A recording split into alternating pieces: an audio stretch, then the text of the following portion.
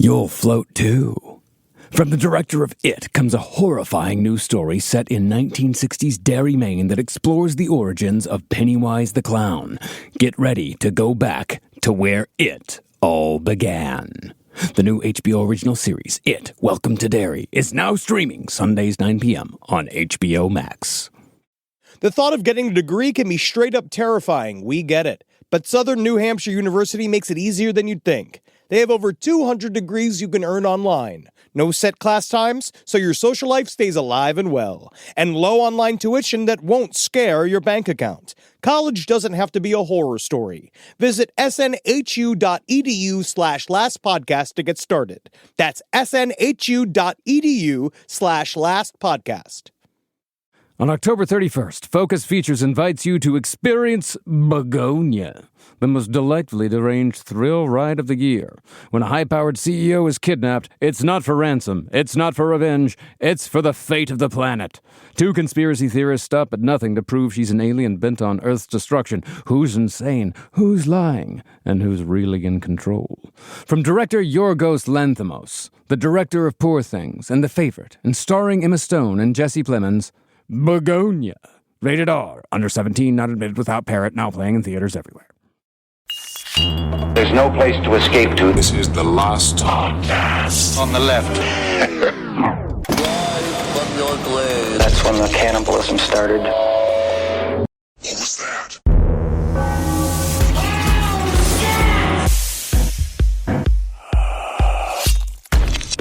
So today's episode, you don't want me to play every member of the Einsatzgruppen, right? Because I had a couple of guys locked and loaded. You did? Yeah, there was the guy that went like, over there, there's more over there, and then there was the guy that the Mexican one. Yeah. No, that would have been great. Yeah. And then the mumble Did you have like one? you have a Borat one? Yeah, well, he was different. He's the funny victim. He's the funny guy of the prisoners. Yeah. And then you got the mumble mouth guy. Who's all like, you know that guy? Yeah, that guy. They always have that guy, but I'm not doing that. You're not? I thought not. Not C. Welcome to the last podcast on the left, ladies and gentlemen. My name is Marcus Parks. I'm here with the oddly reserved Henry Zabrowski. Historically accurate Henry Zabrowski. Today is going to be a difficult episode. Right? There's a lot of stuff. There's a lot of horror in today's episode. This is by far, this is the worst episode of the Heinrich Himmler series. But I want to say there is a silver lining to all of the horrible things that you're about to hear. Let's hear it. What is the silver lining, Henry? Yeah. Tell And us. we also have Ed Larson with How us you as doing? well. Yeah, Yes. I've been watching this fucking movies. What's the silver lining? Is that this is a big day for Marcus. Oh, yes. Wow. And he's been wanting to tell this story for a long time, since the beginning of last podcast on the left. It is. As a little boy growing up in Texas, like, you hope this day's going to come, but you just never know. Like, you don't know until it's actually here, until it actually happens. And it's here. It's here. So today, we want to say Happy Einsatzgruppen Day Happy to Marcus Einsatzgruppen Day. Parks. Yes. And we just want to, first of all, let's give him some gifts right up top. Okay.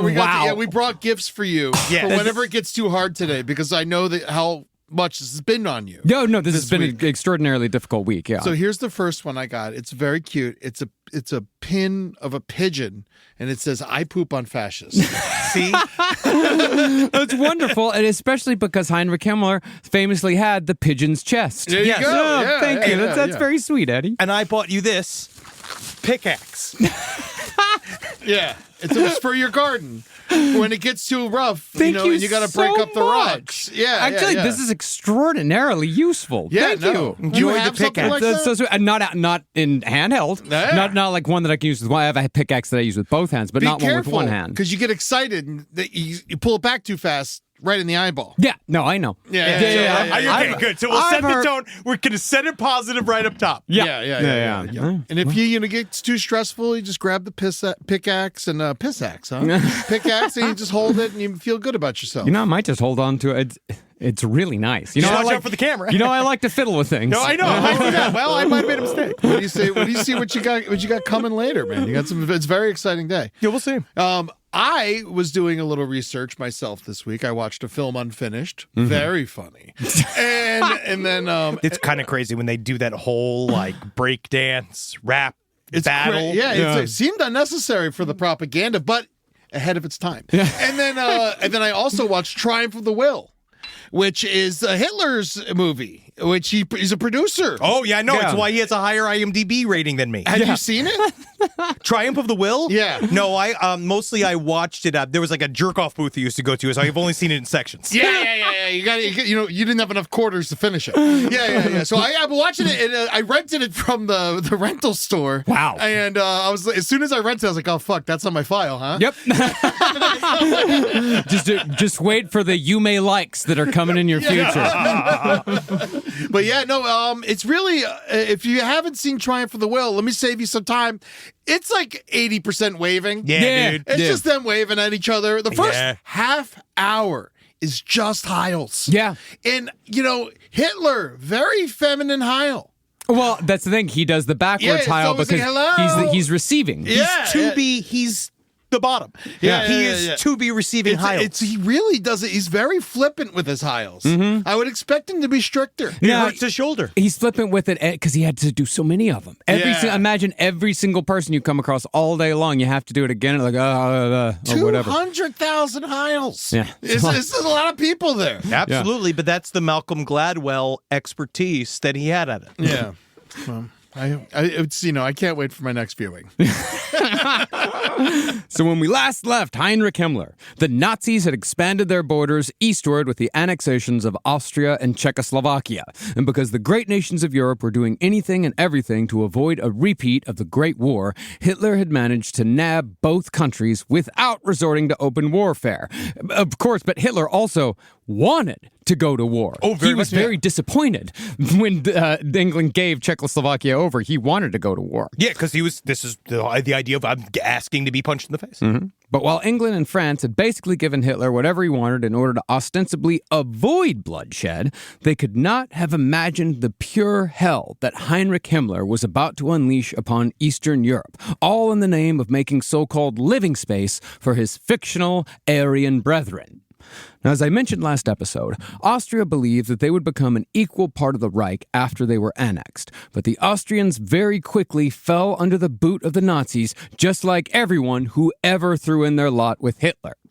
See, since Adolf Hitler's economic policies were so incredibly nonsensical, Germany had to steal what they needed to fund and fuel the coming war, and Austria's food resources were rich. But in order to take what they needed, Germany had to use Heinrich Himmler's SS to take control of Austria's government. I know it's not true, but why do I just view all Austrian food as like big, like cream-filled pastries and thick sausages? There's lots of strudels and koodles and oodles and noodles. Right? Yeah. They're heavy meals, yeah. Well, ever the master delegator, Himmler gave the job of bringing Austria under total German control to his second-in-command, Reinhard Heydrich, who was just as evil as Himmler himself.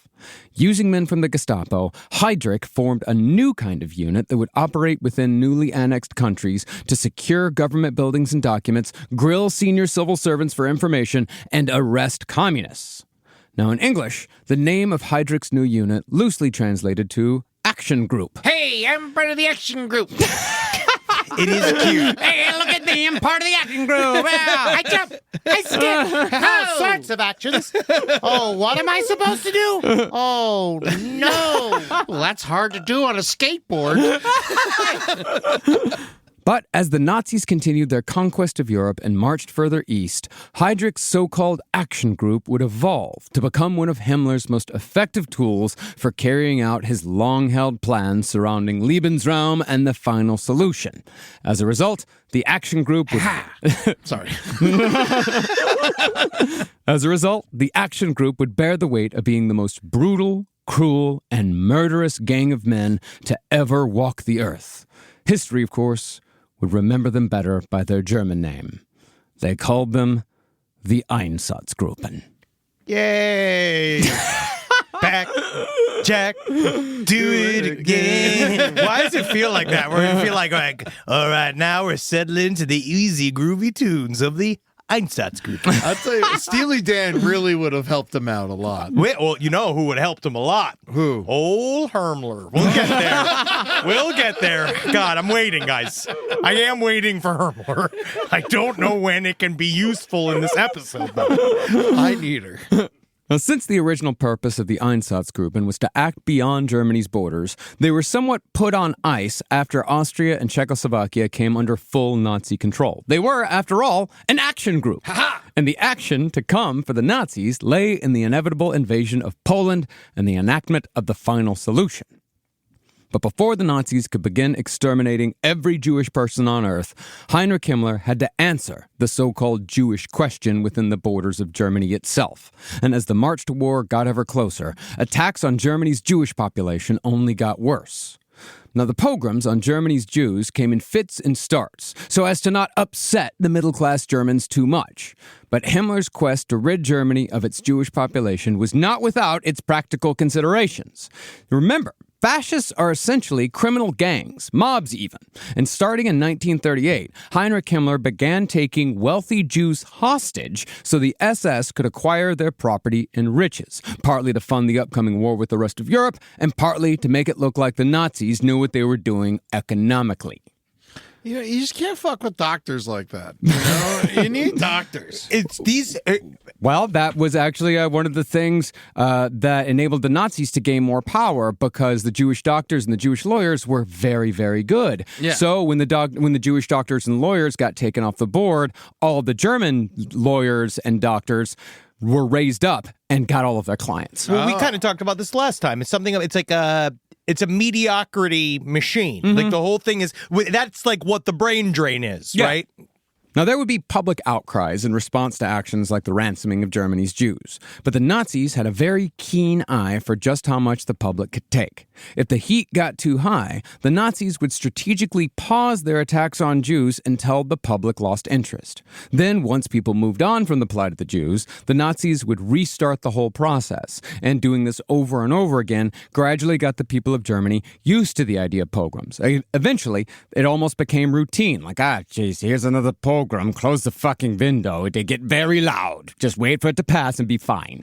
I don't know the word pogrom. Okay. Marcus, this is a very funny thing because Marcus and I, not pogroms, but it's a very funny concept because Marcus and I had this very conversation this morning because I was in the bath watching my Nazi documentaries, having to go, literally had to go dry off the bubbles from my hands. I need more sponges! I literally had to go and type in what is pogrom into and then I'm on YouTube just watching clips of what is a pogrom mixed with Hank the Angry Dwarf. Yeah. I almost texted you and be like, you misspelled program a lot. You idiot!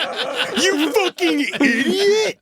It's very simple. A pogrom is a concentrated attack on a Jewish population made by a group of people. It's one of those things where concentrated attacks on Jews became so normal and happened so often that they needed to create a word for it. Oh, it's a word that shouldn't exist. Yes, exactly. Yes, exactly. Like a genocide is made up of pogroms.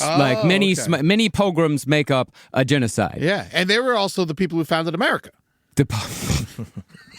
Thanksgiving's coming up. Yeah. Hit him with the pickaxe. That's why I got you that weapon. But just as we saw recently with the assassination of Charlie Kirk, the Nazis were given an excuse to openly wage war on the Jewish population of Germany when a single act of violence was perpetrated by a Jew who was upset about what the Nazis were doing.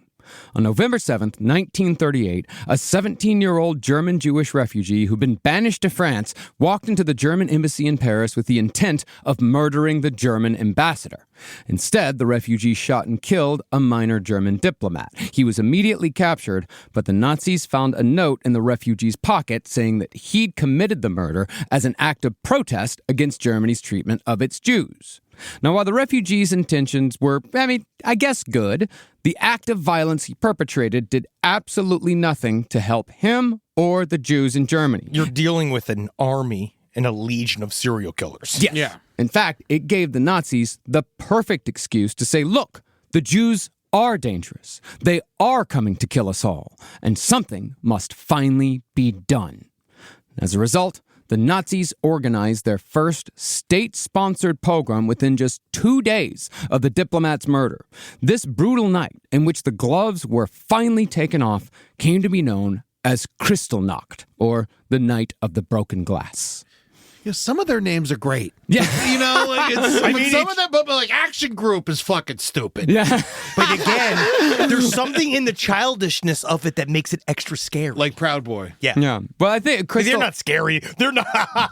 Don't even try to compare the Proud Boys to the Action Group. They would fucking draw and quarter them. Those Proud Boys wish they were the Action Group. Yeah. The Proud Boys were allowed to be fat. Yeah. I think Kristallnacht came from the Jews. I don't think it was a Nazi creation. I think it came from the people who suffered. Great writers. Yeah. And honestly, it would absolutely go on to inspire Debbie Harry with her first rap classic. And we all know that is one of the biggest missteps of World War II. Well, in one single night of horror, some 7,500 Jewish shops were destroyed and set on fire, along with hundreds of synagogues and Jewish homes, while dozens of Jews were shot dead while trying to escape the burning buildings. And it was called Kristallnacht because all of the glass had been broken in all of the shops. Once the night was over, Joseph Goebbels' propaganda machine went into full effect by claiming that the pogrom had been a spontaneous demonstration by the German people. Later, of course, secret documents would prove that Kristallnacht had been fully organized by Heinrich Himmler's Gestapo and his number 2 man, Reinhard Heydrich. Man, that's fucked up. Because, my Jewish family, if you got even close to the curio cabinet... They would get so mad. You got anywhere near the Schwarzkopf crystals, you're fucked. Did you have the room you couldn't enter? Oh my God, I had 2. There was. I don't know why. I don't know why our grandparents thought of that. The idea that there was one sacred room that I guess they were waiting for the president to come to the house. The room that we had, the room we couldn't go in was it only housed the Christmas tree. So 11 months of the year, we never used the room. And then the other room that we had was so my father could call his mistresses. Oh, hey. He pays the bills. Now, after Goebbels' propaganda network used the murder of the German diplomat to justify and even openly encourage violence against Jews, at long last, pogroms became Nazi state policy. And it was all because an act of violence had given the Nazis the opportunity they had been waiting for. They knew something like this would happen.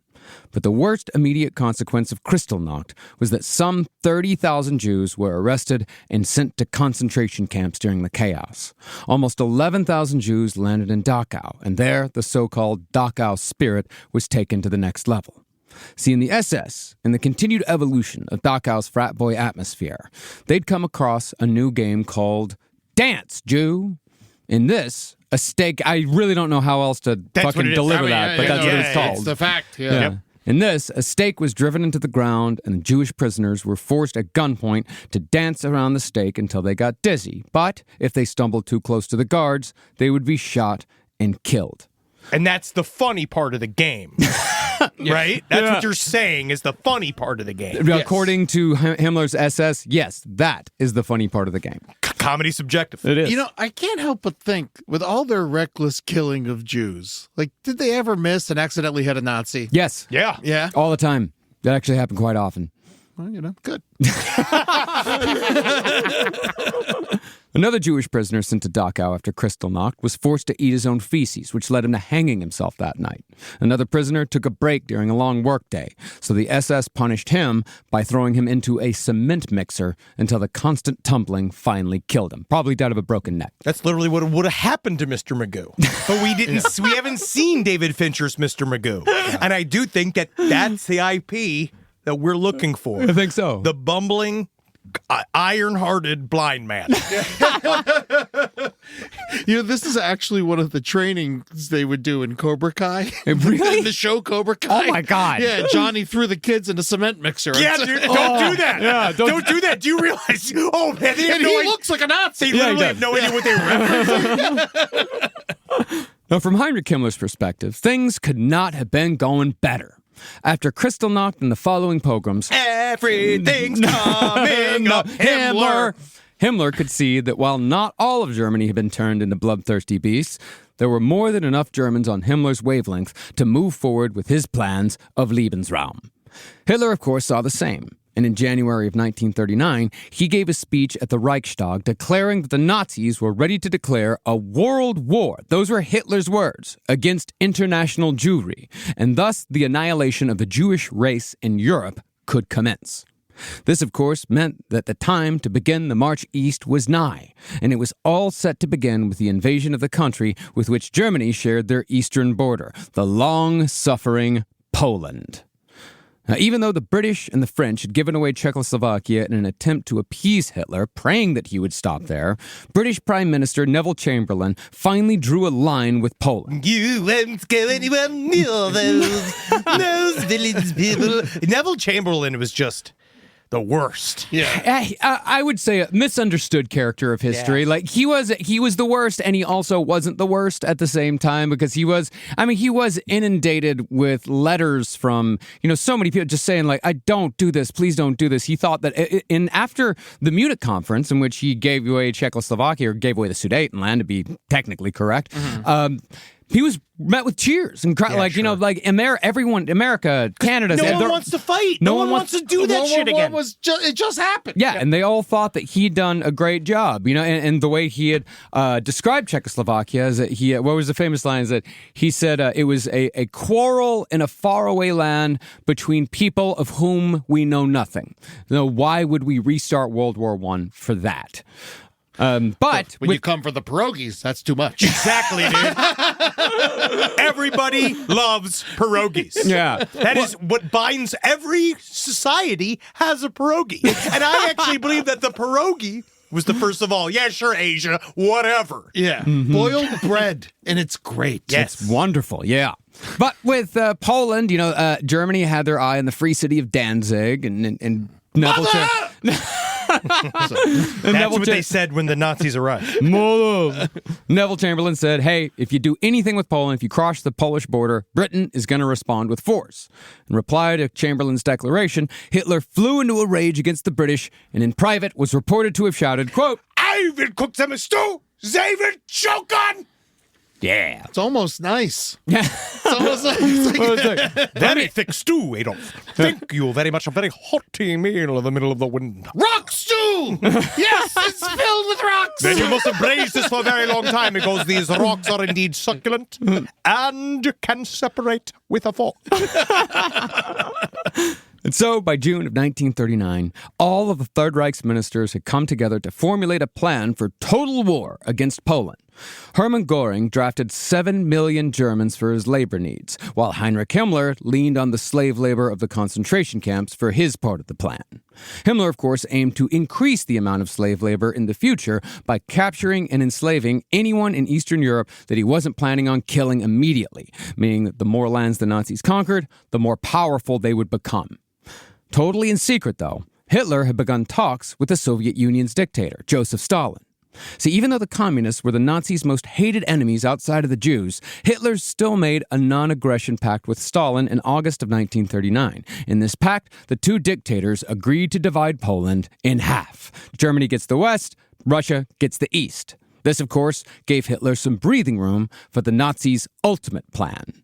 In its logical conclusion, Lebensraum was to include the entirety of the Soviet Union, whose population was set to be either enslaved or murdered. Hey! That's a big job. That's a hard job, Marcus. Yeah, it's incredibly hard and it's incredibly big. But the thing is that Heinrich Himmler in 1939, the plans are already in motion to actually make it happen. He believes that he can make it happen.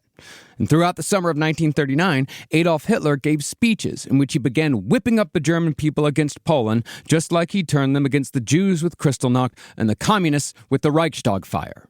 Turning Germany against Poland was a necessity because a significant number of German civilians and German generals, many people within the Wehrmacht, they did not want the sort of war that the Nazis wanted. Hitler, however, needed the people on his side if he was going to succeed in conquering not just Poland, but eventually the Soviet Union and all of Europe. Poland's hard, they're tough. Dude, Yeah, they're And tough they're small, boys. man. They can take some hits. The That's most- the thing with Poland. the most conquered people in history. I know. We just kind of like it, in a way. You know what I mean? We're just kind of like, eh. But they fight. Oh, yeah. I just think they like it. Yeah. Yeah. They Oh. like to fight. Oh, I thought you were just victim blaming the Polish as a people. No, never. No, we're the victims. No. But yeah, as a person who has been in a couple of fights, we could take punches. You really can. Yeah. I lived in Greenpoint for 5 years, a Polish neighborhood in Brooklyn, and I saw some Poles take some fucking hits. Oh, yeah. They like to fall down and hit their foreheads against the city street, fueled by alcohol.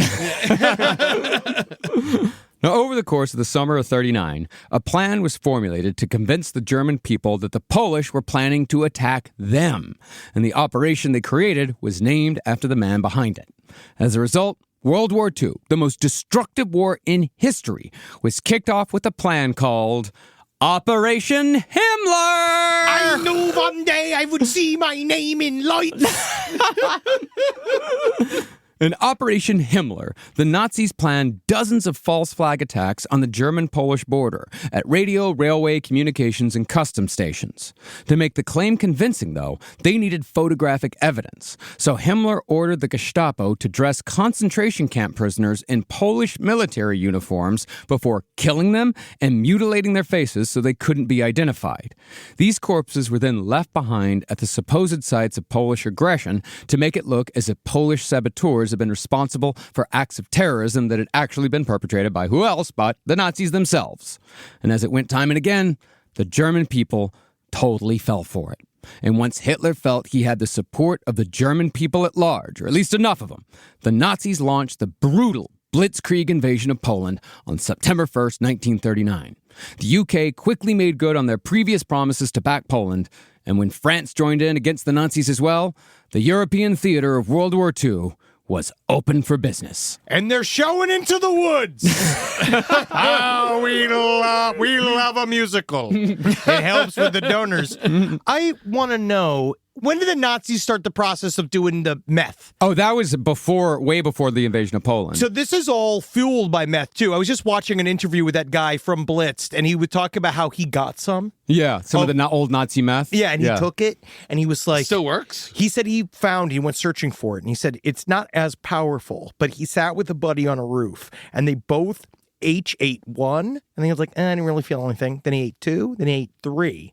And then all of a sudden he was like, they were watching the river. They were in Amsterdam, and they were watching boats go along the river, and they were watching, he's like, I began to feel the surge, the power within me. I connected with the boats and the water. I was one with them. And he's like, that's the Nazi army. Yeah, he just got predator vision. Yes. No, they were all given predator vision. Like, they were so incredibly focused on the war must go on. We must push as far as possible. I know, I'm not exactly sure how much it was used in Poland, but I do know that meth was how the Nazis were able to take France. Like, how they were able to just fucking keep going and going and going and going because it was all meth. They were all methed out. But then again, it shows about work-life balance because they got burnout. They did. Was meth illegal? No, absolutely not. No, it was everyone in Nazi Germany was on meth. But I mean, it wasn't like like the meth we have today. It wasn't necessarily crystal meth, but it was very, very close. Like, it was sold in stores. Like it was manufactured by, I don't know if it was IG Farben who manufactured it exactly, but it was manufactured in plants all across Germany, and they had mechanisms to ensure that like the speed didn't stop. The funny thing is that Himmler actually, he was one of the few people who wasn't on speed. He was very smart. Himmler actually preferred herbs, like natural herbs, that were grown at Dachau. He planted an herb garden at Dachau and had the concentration camp prisoners farm it. And how nerdy is that fucking bitch shit? Well, he never gave up farming. Yeah. Like, he's just like, he just kept farming until he died. And he failed potato. Yeah, you can literally just be like, I finally have grown self-portrait potato. But he didn't even do it. He had concentration camp prisoners do it. Their hearts are not in it. Yeah. Live from your grave.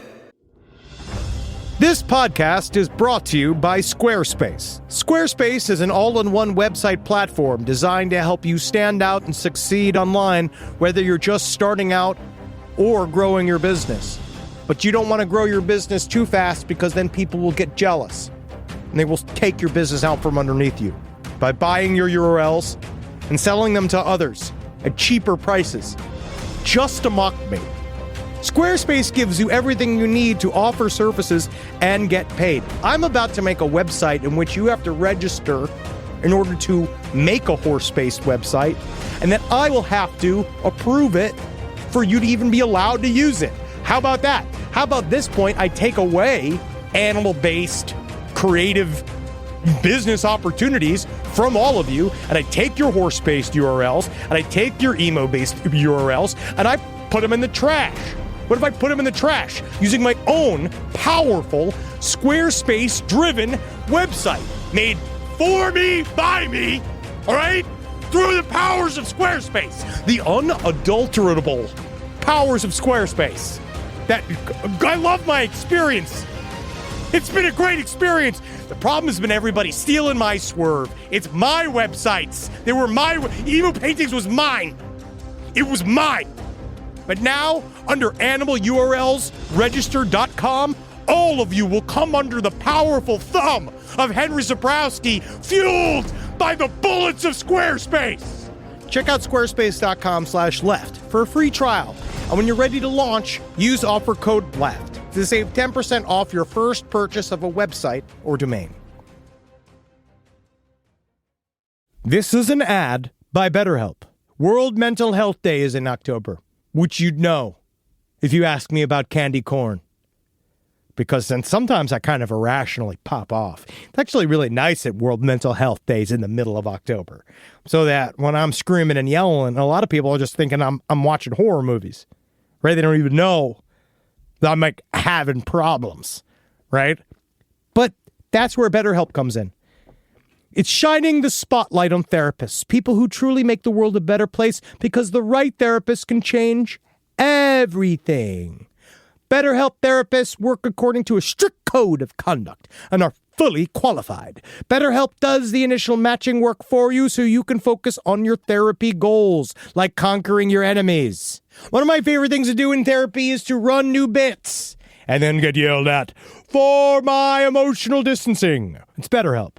This World Mental Health Day, we're celebrating the therapists who've helped millions of people take a step forward.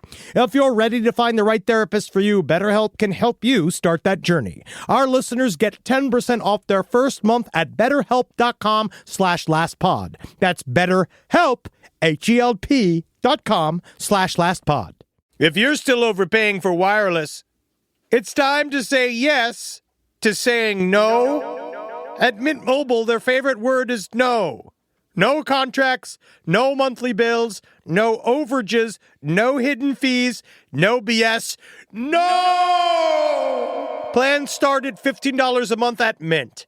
All plans come with high-speed data and unlimited talk and text delivered on the nation's largest 5G network. Use your own phone with any Mint Mobile plan and bring your phone number along with all your existing contacts. Say no to getting another phone. Say no to paying more for your cell phone bill, because every day I wake up and I scream. First thing I scream, honestly, each morning, no! And then I realize, oh, what? That's actually amazing. I don't need to say no in this way. I've already said no to high billing because I worked with Mint Mobile. So now I can go, no! At everything else. Ready to say yes to saying no? Make the switch at mintmobile.com/LPOTL. That's mintmobile.com/LPOTL. Upfront payment of $45 required, equivalent to $15 a month. Limited time new customer offer for first 3 months only. Speeds may slow above 35 gigabytes on unlimited plan. Taxes and fees extra. See Mint Mobile for details. Now, once the invasion of Poland was well underway, Adolf Hitler gathered the heads of Himmler's SS and gave them an hours-long speech in which he basically said that Poland was not going to be merely occupied, but destroyed. While the German military would be tasked with taking and holding land in Eastern Europe, Himmler's SS were going to be the men who would finally take the twisted fantasies that Germany's extreme right wing had been talking about for decades and make them a reality. Working off Hitler's direct orders, Heinrich Himmler got to work organizing the expulsion of more than 8 million non-Germans from Western Poland to make living space for people of a more Germanic and or Aryan descent. And this was a month after they invaded. The entire railway network of the western half of the country was put to work transporting primarily Jews and Poles out of Nazi-occupied areas. This was an extremely reckless move because the Nazis were simultaneously trying to balance the production of the war itself. But while the generals took care of the war, Heinrich Himmler was taking care of Lebensraum. These expelled Poles and Jews were transported to lands within Poland where the coming winter was sure to starve or freeze them to death. And by the end of the season, 100,000 people had perished as a result of this action alone. I wonder how much farther all of the Nazi army would have went if they weren't so concerned with wanton murder. Yeah, I mean, it is really a great question in history. I mean, if they were not, like, if there wasn't so many logistics that were going into just the murder. Yeah, I mean, that's gonna be one of the questions we're gonna ask and talk about as this episode goes on. Is like, it shows you where the priorities were. And you know what? They were all messed up. Yeah. These Nazis' priorities are just fucking out of whack. Out of whack. Yeah. Also, you like look at it like after the war, you know, and all this stuff, you know, like Germany and Japan, like they became like nice places. Well, that's because we hit them with a goddamn newspaper, and the other one we hit them with it twice. It's almost like when you stop trying to kill people all the time, where you live is nice. Yeah. Germany's beautiful. They're both beautiful, wonderful countries. Yes. Yeah.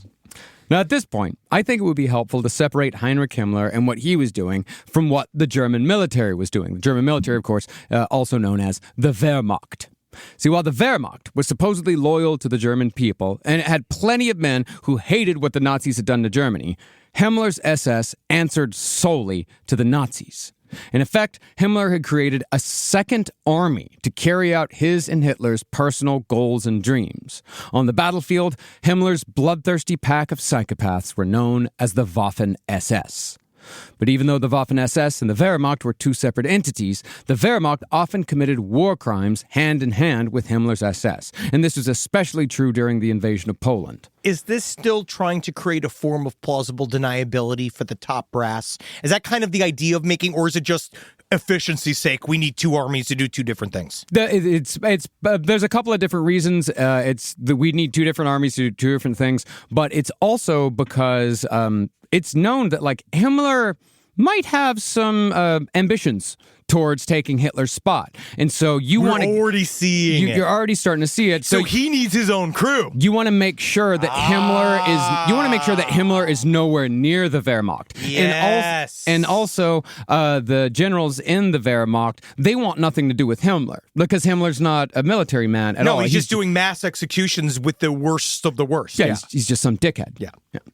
And they also are, and the German generals are also very displeased that so many resources that could be going towards fighting the actual war are instead going to Heinrich Himmler and all this Lebensraum bullshit. Yeah, there's a weird idealist Nazi stripe that could have come through that said, we need prisoners for work, we need this, we're killing, because that's what we'll get to eventually. It's like, we should be using some of these people. Like, why are we doing, we're just killing everyone. They eventually got to that. Oh, yeah. Weren't the SS, like, didn't they exist because Germany couldn't have like its own huge army, or by this point are they like fuck it? Oh, they're long past that, but it was a part of that because of the Versailles Treaty, Germany couldn't have a military of any more than 100,000 men. So the SS were a paramilitary group that could do Hitler and Himmler's bidding, but were not trained militarily and were not recognized as a military force. Now, in the first few weeks of the invasion, some 50,000 Polish civilians were murdered by the Nazis at large. Over 500 villages and towns were burned as the Wehrmacht marched east, and every captured Polish soldier and police officer was killed in a series of 714 mass executions. In one particularly baffling case, the Nazis rounded up a group of Polish Boy Scouts in the town of Bydgoszcz, and they had a local priest give the Boy Scouts their last rites without any explanation as to why or what was going on. The priest is like, yep, can't wait, thank you. I never get to do this. I guess it's practice. Once the priest was done, the Nazis mowed down every last Boy Scout with a machine gun, and then, to top it off, they shot the fucking priest. Who gave him last rites? Can't give it to yourself. Now to me. The Nazis then rounded up all the prominent merchants and tradesmen in town, herded them into the town square, and again opened fire with their machine guns without explanation or justification. In contrast to how many Poles were killed, though, that's 50,000, Germany only lost 5,000 soldiers in those first few weeks. The Nazi propaganda machine, however, used those Nazi deaths to portray the Polish people as vicious murderers standing in the way of Germany's destiny. Now, after just 3 weeks of the sort of killing we just discussed, the Wehrmacht decided that they were maybe not so stoked on directly participating in the wholesale murder of innocent men, women, and children in the pursuit of Lebensraum. There's like, Hitler, can you find somebody else to do this? I don't really like it. We was really fucking with the guys. Yeah. Yeah. Because they were doing it one by one by one. Mm-hmm. I mean, people get PTSD for like accidentally killing someone in a car accident. Yeah. You know, like I could only imagine what killing 1,000 people's like. Well, for a while, you believe you're serving some greater purpose. But then eventually it starts to be like, I don't know what us mass killing a bunch of Boy Scouts is really doing. I don't really see how those Boy Scouts were like our direct enemy. And eventually it does begin to wear away at your brain. Yeah. And not just that, but the Wehrmacht is also like, there's a bridge to take over there. We should be taking that bridge. We should not be concerned. We should be fortifying. We Yeah. should be moving ahead like we're supposed to. We should be thinking about the economy. Aren't we trying to occupy this land? Why are we destroying all these buildings? Why are we burning all the villages down? Where are we going to go? Where's the Lebensraum going to... Like, yeah, sure, now there's room. What else? Are they like sparing the like Aryan-looking Polacks? Sometimes, but mostly not, because they have like if they were children, then they would usually kill the parents, kidnap the children, and send them back to Germany, where the child's name would be changed and all trace of their ancestry was erased. We actually have no idea how many kids they did that to, just because the records weren't kept, but they did it thousands upon thousands of times. One day, somehow, one Taylor Swiftenstein made her way into our... And I know that Nazi goddess is trying to destroy this country from the inside out by turning Travis Kelce weak. Yeah, one member of the Kansas City Chiefs. That's the last thing standing in America's way. It will fall! The Union is fragile! Well, because the Wehrmacht said that they didn't want to participate in the mass killings directly anymore, or at least they didn't want it on their list of jobs to do, Hitler tapped Heinrich Himmler to figure out a better way to achieve Lebensraum. Himmler went to his top generals in the Waffen-SS, and after some discussion, Himmler's second-in-command, Reinhard Heydrich, had an idea. Heydrich remembered how well his ad hoc unit of Gestapo men had performed in bringing Austria to heel after the annexation. So, after some discussion, it was decided that they would resurrect the Einsatzgruppen as a full-time extermination squad. Now, the official stated purpose of the Einsatzgruppen was to follow the Wehrmacht and secure the rear areas from resistance fighters and saboteurs. And while they certainly did do that, their true purpose was straight-up murder. The Einsatzgruppen were ordered to find and kill every career politician, every member of the Communist Party, and every Jew who held anti-Nazi views, which in effect was every Jew in existence. Yep. Yeah, I want to meet a couple of the pro-Nazi Jews. What's that like? Like, honestly, that takes a fucking series of mental gymnastics. I don't even know. I know that there had to have been some. Well, there was plenty of guys that helped out, but like they were in the ghettos and shit. But sometimes it's because they were also under pressure. Those are people that I don't necessarily blame when you're put in this whole society of murderers. Oh, I could see you being fucked up. The Sonderkommandos, they were pieces of shit. Those guys. I'm talking about just in general. Like, how do you even find that? I don't even know. Yeah. There were people, who flipped and saved them. And you're like, I'm going to save myself. And I'm going to turn over as many people as possible. And yeah, you're right. Especially in the ghettos. That was, you wanted to stay away from Sonderkommandos in the ghettos and in the concentration camps as well. Yeah. Now, a month after the invasion, Heinrich Himmler decided that he could use the chaos of the war to enact every aspect of his ultimate plan for purification. So he tasked the Einsatzgruppen with the mass executions of mentally and physically disabled Germans, starting with the children. This extermination came to be known as Action T4, and since the Einsatzgruppen was established as a unit that operated outside of Germany's borders, the victims of Action T4 were transported from Germany by train to occupied Poland, where the Einsatzgruppen could murder them without worrying about German law. There was, of course, the matter of what to do with the bodies, because the Germans were still years away from the crematoriums. As it was with everything in Nazi Germany, the process of body disposal evolved as the years went by. For Action T4, for example, an SS officer tasked thousands of Waffen-SS soldiers with sweeping Polish towns for political prisoners.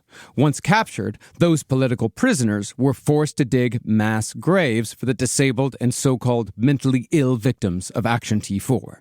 After the pits were dug out in the wilds of Poland, the Einsatzgruppen lined up 3,500 German citizens in front of the pits and shot them, all so the bodies could easily fall backward into the mass grave the Polish prisoners had dug. That's more than 9/11. Yes, it is. It's by about 500, yeah. That's crazy. And that's just one, and that's a day. That's one day. It's a day. Well, 9/11 was just a couple hours. So. Well, thank you. You're right. Yeah. You're right. It was 114 minutes. I know. Yes. We all know. Yes. One beautiful Tuesday morning. To keep the men on the ground stoked on all this mass murder, Himmler and the other Nazi leaders again and again emphasized the concept of hardness. Hardness, they said, was a virtue, one that officers and soldiers had to maintain so that Germany and its Aryan bloodlines could survive. That's what Himmler kept saying to his awful wife back home. He kept saying, like, the idea of, like, it's hard work and it's a hard process and it's hard, you know, like it's hard. My struggles. Everything's hard except for my penis. Now, Germany soldiers were conditioned to believe that Jews, communists, Romani, pretty much anyone who wasn't Aryan, they were all a relentless threat to Germany. The criminals, the rapists, etc., etc. But if the Nazis could truly believe that the threat was not only real but existential, then the perpetrators of mass murder would have license to interpret their own violence as purely defensive. If it was defensive, the violence was not only justified, but in their minds, unavoidable. This mindset created a refrain that was repeated over and over again in the Nuremberg trials, in which some, but not anywhere near enough Nazis answered for their crimes. But rather than we were just following orders, which that's the one that everyone always comes back to again and again with the Nazis, a more common response from the Nazi war criminals during the Nuremberg trials as to why they did what they did was, it was the only thing we could do. They said that over and over again. It was the only thing we could do. There's a bake sale. There's like a talent show. There's a fucking repertory company. Well, they've been conditioned to believe that they had no choice but to commit mass murder in order to survive. They truly believed that they were all coming for them. It's wild that everyone was just so ready to give up their own people. Mm-hmm. Like, it's because, like, you know, not that like invading Poland or Czechoslovakia or Austria is like good, but like it's another country. You can almost, it's easier to get behind. But when you start just killing like the guy bagging groceries, like how do you get behind that shit? What they have successfully done is attach your blood to the country, right? What they have done is attach those two.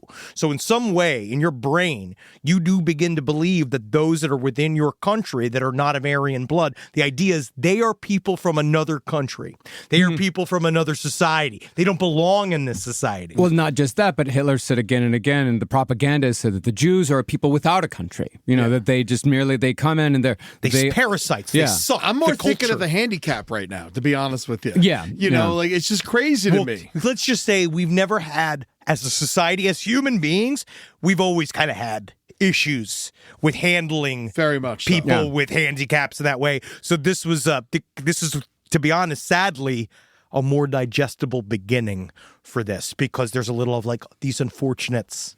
And there were a lot of people in Germany that were like, this is fucked up. Don't do like, stop doing this. Don't do this. Yeah, like, that's my little brother. Yeah, Himmler was just like, no, Chad, you want to take him to the playground, Chad. You know, like she was so upset. Yeah, she was watching so many kids. Bro, like 49 kids, each one with different legs. But then, the Nazis would do what they always did, and they would pull back just a little bit and say, all right, we won't do it anymore. But then once people weren't looking, they started killing more and more. Like, for example, Erwin Schmidt, pretty much the man behind the krautrock band Can, his mother was killed in Action T4. Damn. Yeah, and that definitely fucked him up, just like Nazi Germany fucked up every member of Can in one way or another. Yeah. God damn. They never got over it. They actually, But you remember that one song they actually going, didn't. You can hear it in that, man. Not every fucking experimental song just sounds like, ha, oh yeah, ha, because that's what you do every time, and it's not even close. There's not a single Can song that sounds anything like that. It's so funny because Henry actually made me listen to Can a bunch in college. I know. I love Can. There's no problem. I'm a huge fan. And of course, if you want to know more about Can, go listen to our series on No Dogs in Space. If you want to find out how post-war Germany kind of went down and how the culture was created out of the ashes of Nazi Germany. And did you see that Benicio del Toro said that he built his whole character on Can? That he became obsessed with Can and he started listening to it, and that's how he developed the character for One Battle After Another. Really? He gave that whole sequence to Paul Thomas Anderson. Yeah. Have fun? Like, he wrote that whole fucking sequence. That's amazing. Now, clearing out Poland and Germany of the Nazis' undesirables was all well and good, but for Heinrich Himmler and Adolf Hitler, the ultimate prize was Russia.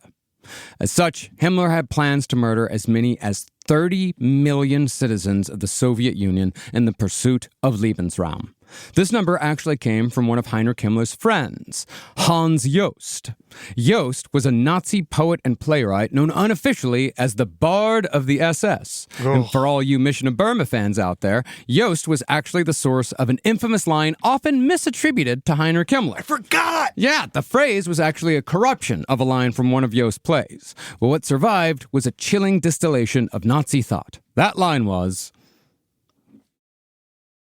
"When I hear the word culture, that's when I reach for my revolver." That's when I reach for my revolver. Yeah. I love Mission of Burma. Yeah, that's where that line comes from. I just can't believe that anyone ever wanted Russia. Yeah. Well, it's beautiful and it's filled with very important natural resources. Yeah. As we'll see. Yeah, bears. I love bears. And that's just the fat man. Well, what the Nazis were after was the oil. There was a lot of oil in Soviet Russia. Later on, quite a bit of plutonium as well. Mm-hmm.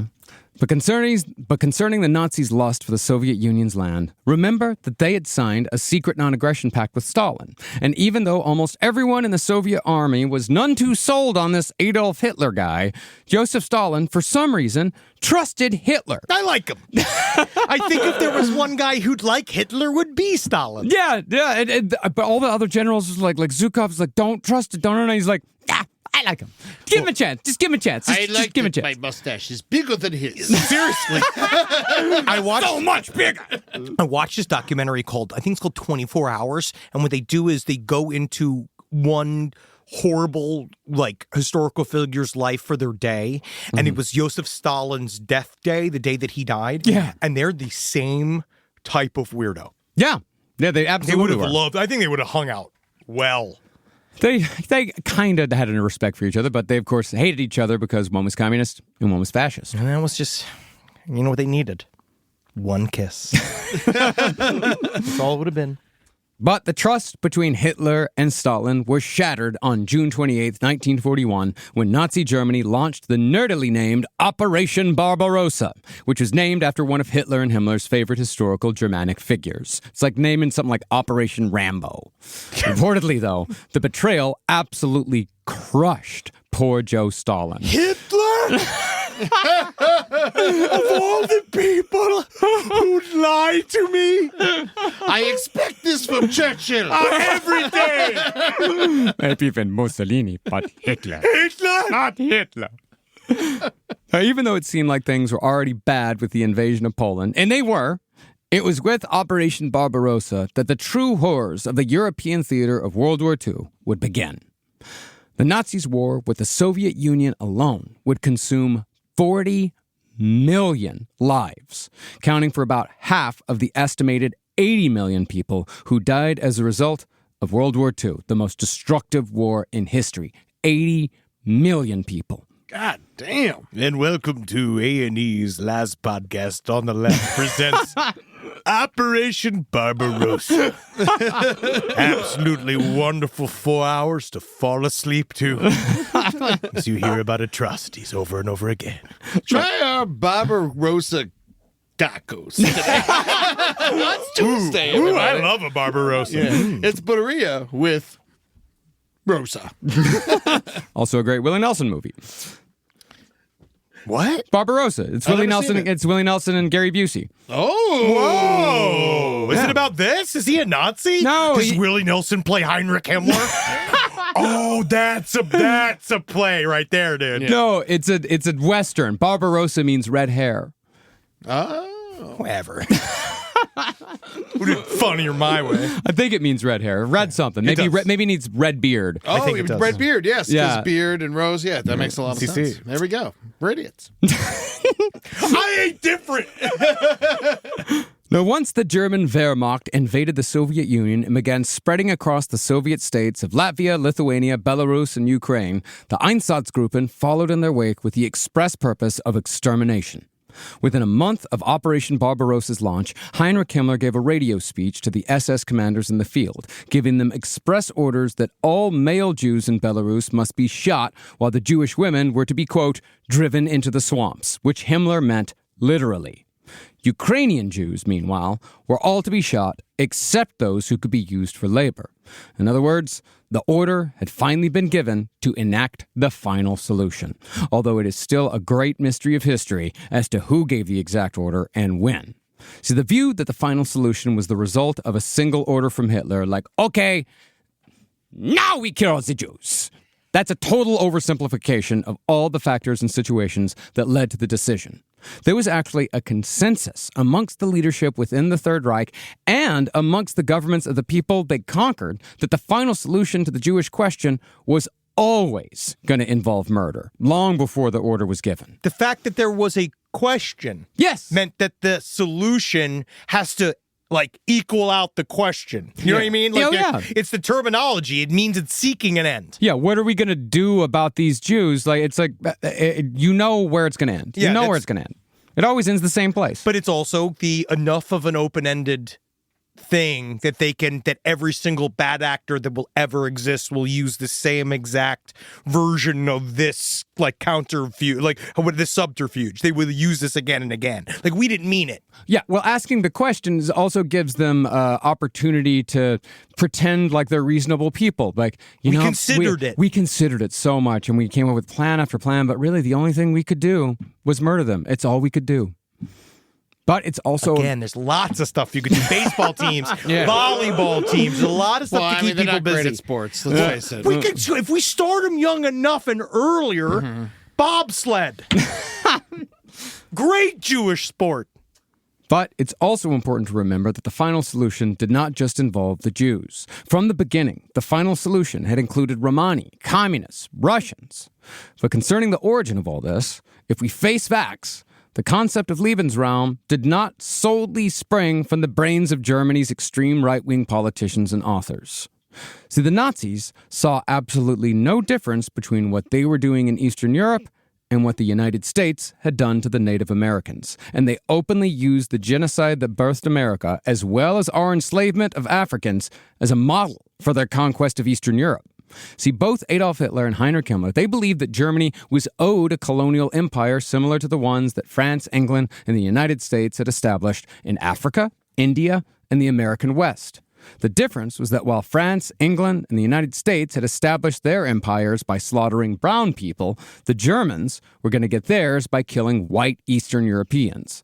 The other difference was that Germany was going to commit their genocides far faster than anyone else in history, because why fuck around? To make matters even more uncomfortable, whenever Himmler finally began feeling any sort of inner turmoil whilst enacting the final solution, he reminded himself that just as the Americans had exterminated their indigenous population, so too must the Germans wipe out the Jews. Yikes! Yeah. I mean, it's fucking true. Uh-oh, enjoy baseball. Yeah, It's playoff season. I mean, honestly, I don't know if I could win that argument against a Nazi. If he were to say, like, well, what about what America does? Like, Well, it's also about, like, it doesn't make it right. I get your point. It doesn't make it right. It doesn't make what you did right, Nazi boy.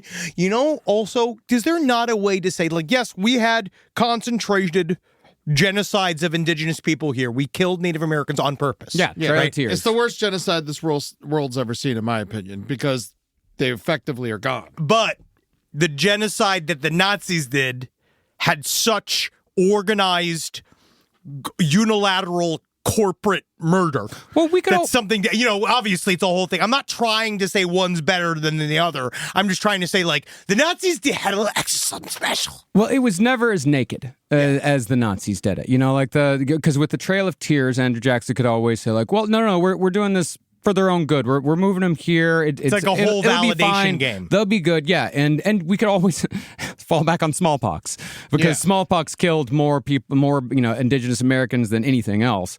But we also, Even though we gave it to them. yeah, even though we gave it to them and spread it amongst them purposefully. Yeah.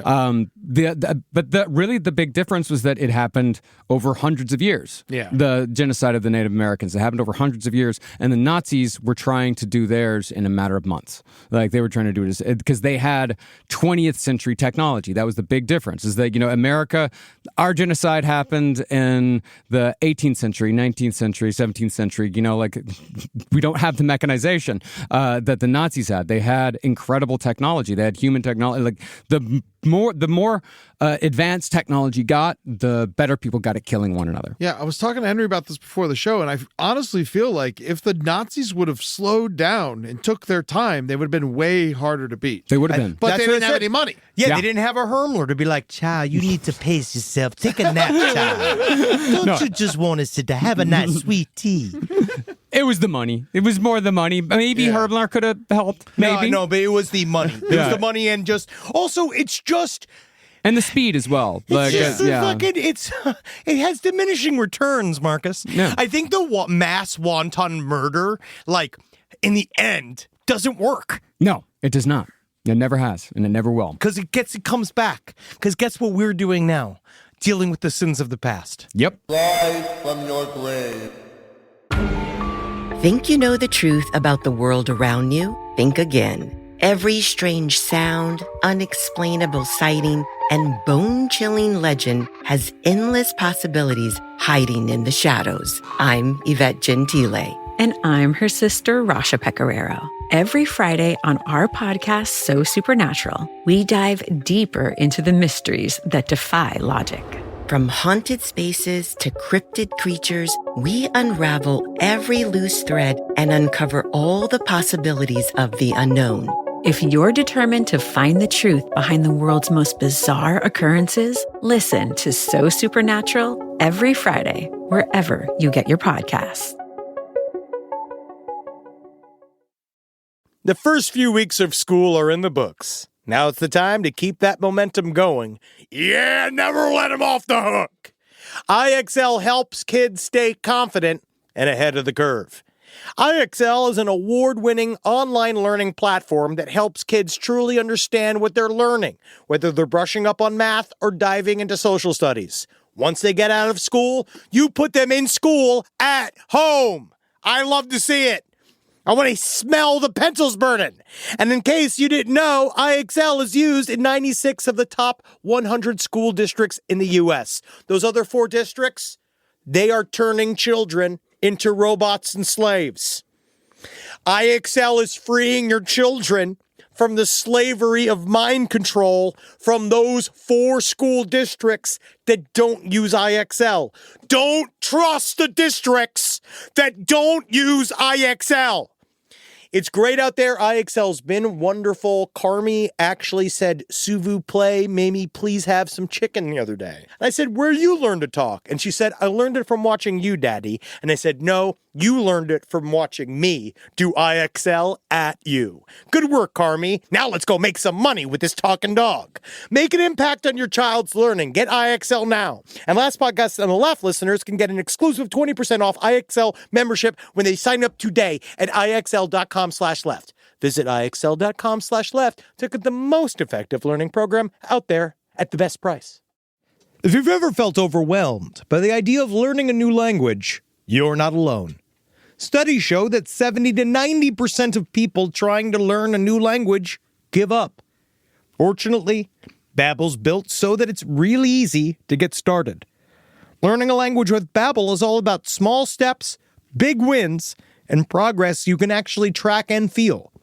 Their bite-sized lessons fit easily into your daily routine and are also easy to remember.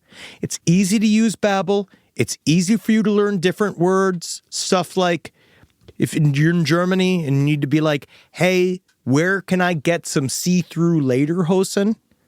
You can learn that. If you go to Mexico City and you want to learn how to say, do you have any see-through lederhosen? In Mexico City, you can learn how to do that. I believe the Spanish word for lederhosen is lederhosen. And I learned that from Babbel. Here's a special limited time deal for our listeners. Right now, get up to 55% off your Babbel subscription at Babbel.com/left. Get up to 55% off at Babbel.com/left. Spelled BABBEL.com/left. Rules and restrictions may apply.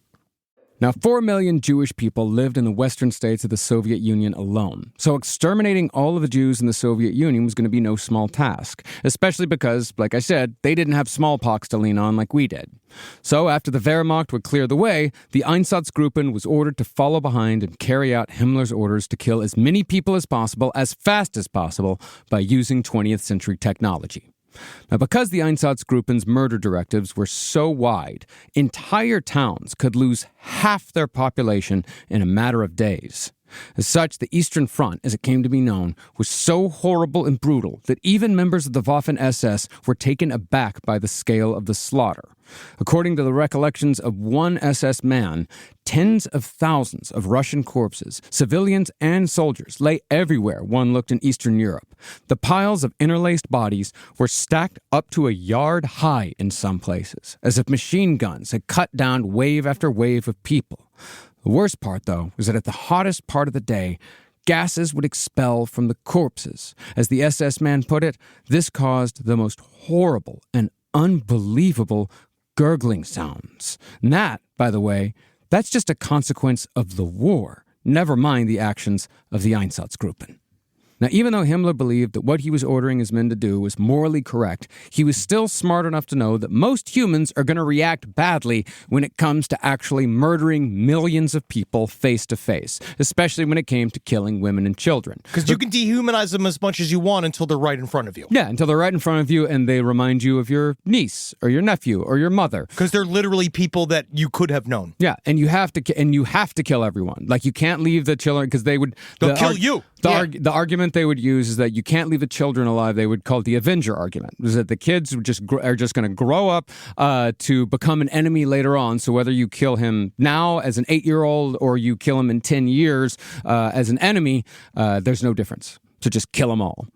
Well, because a traumatized soldier was useless in Himmler's view, he tasked various Nazi scientists with finding 20th century solutions in order to kill the most amount of people while traumatizing the least amount of Nazis. Now, we all know how this ended, Auschwitz. But the industrialization of mass murder truly was born on the Eastern Front, and it was midwifed by a chemist named Albert Widmann. Working out of Minsk, Widmann began conducting experiments in mass murder, thinking first that perhaps the answer lay in dynamite.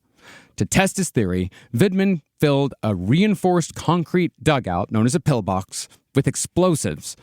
Then he locked a bunch of kidnapped Russian mental patients inside and detonated the payload. Ooh, that's so... Yeah. The problem was that while the result was indeed deadly, they did all die. The concrete dugout was also destroyed, and the explosion sent concrete shards and body parts flying in every direction. That's not going to work. Everybody's mad with the splatter, which is fine. We've decided to change tacks. I have built this giant foot that will step down upon them. They need to lay down so that the foot can apply equal pressure.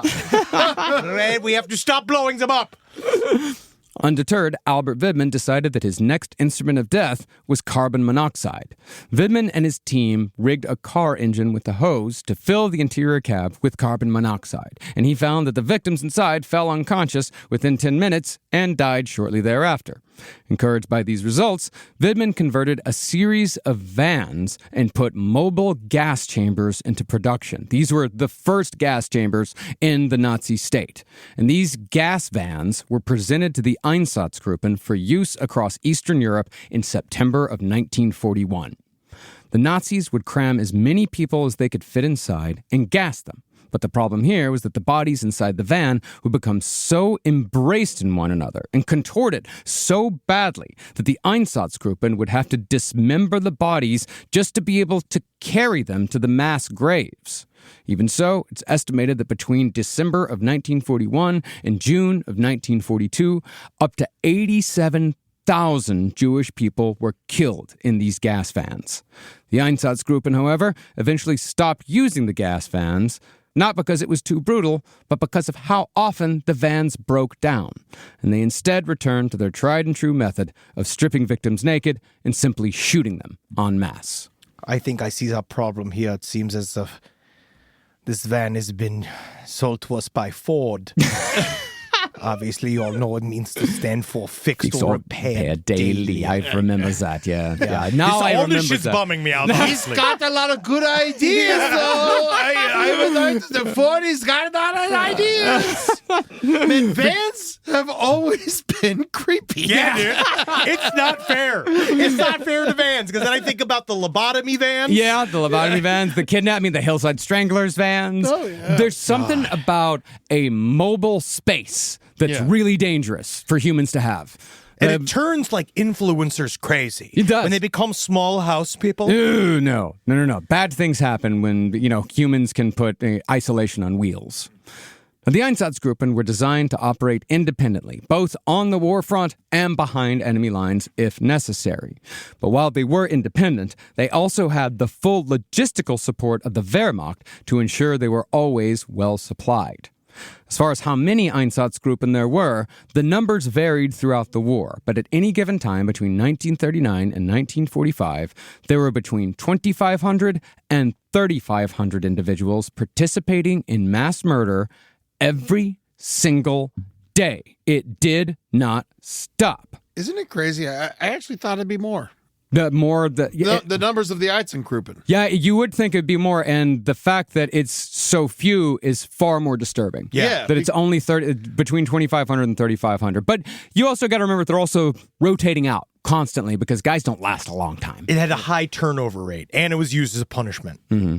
When it reached the full height of its power, the Einsatzgruppen was split into 7 Einsatzgruppen of 500 men each. And these groups were divided into several Einsatzkommandos of anywhere between 100 and 150 men, depending on the mission. So you basically had, let's see here, you basically just had like band after band about 100 psychopaths just constantly roaming Eastern Europe for years and murdering entire towns full of people. Dude, I went in a horrible rabbit hole over all of the different like leaders of all the separate Einsatzgruppen, Einsatzgruppen. And I got to Friedrich Jacqueline, who did a bunch of bad stuff. And man, he's a real jerk. He is. That's what happens when you don't go by Frederick. Yeah, seriously, dude, Freddie. Yeah.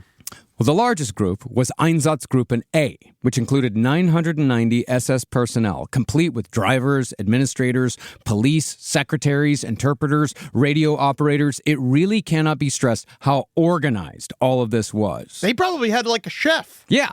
But to show you the priorities of the Nazi regime, the Einsatzgruppen were fully motorized at a time when the Wehrmacht artillery was still horse-drawn. The Einsatzgruppen's resources, of course, were due to Heinrich Himmler's clever administration.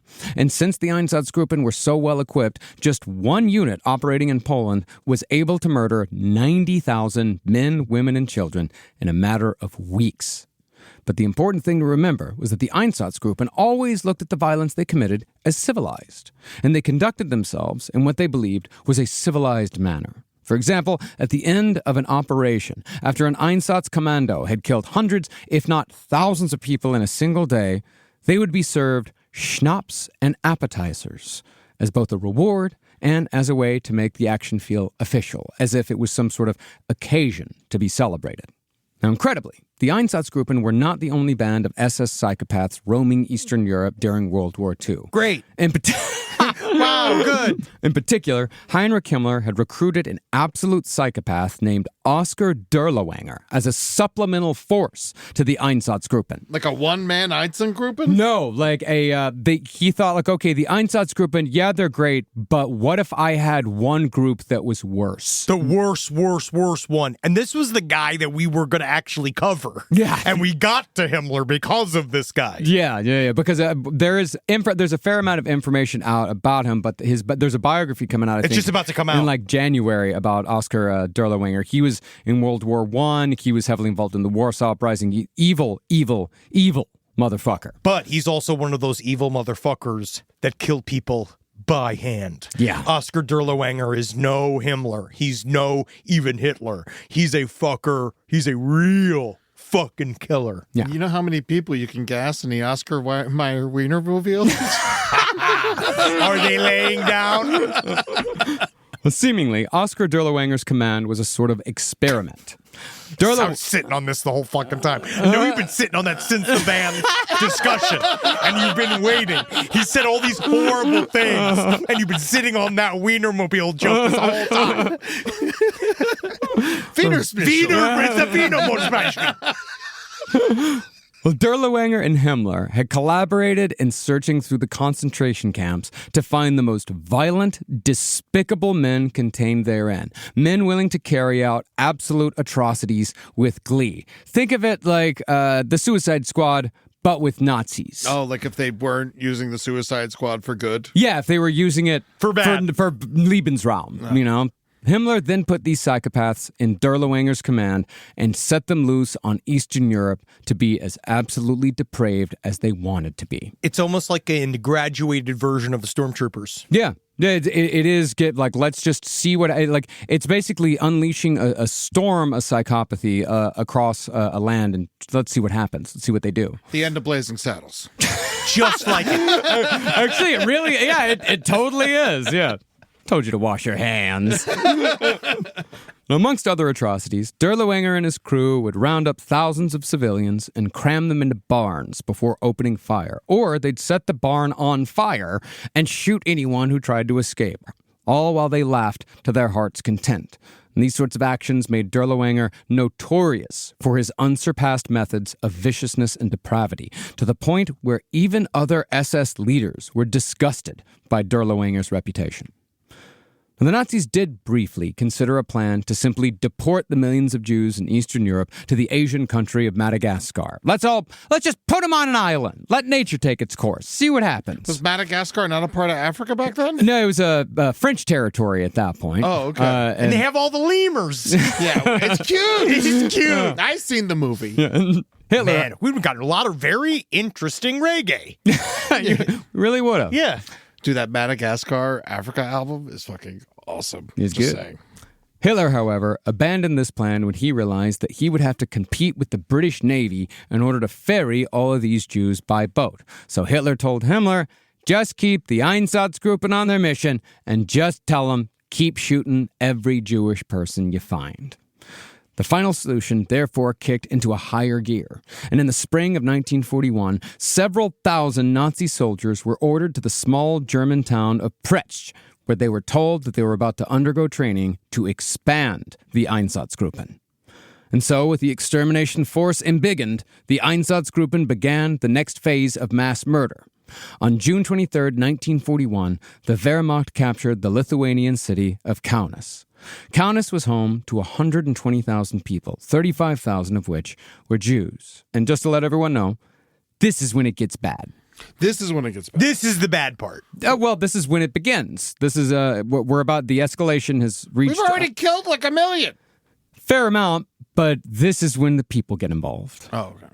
Once the city of Kaunas was captured, Einsatzgruppen A got to their business, but they did not do their dirty work alone.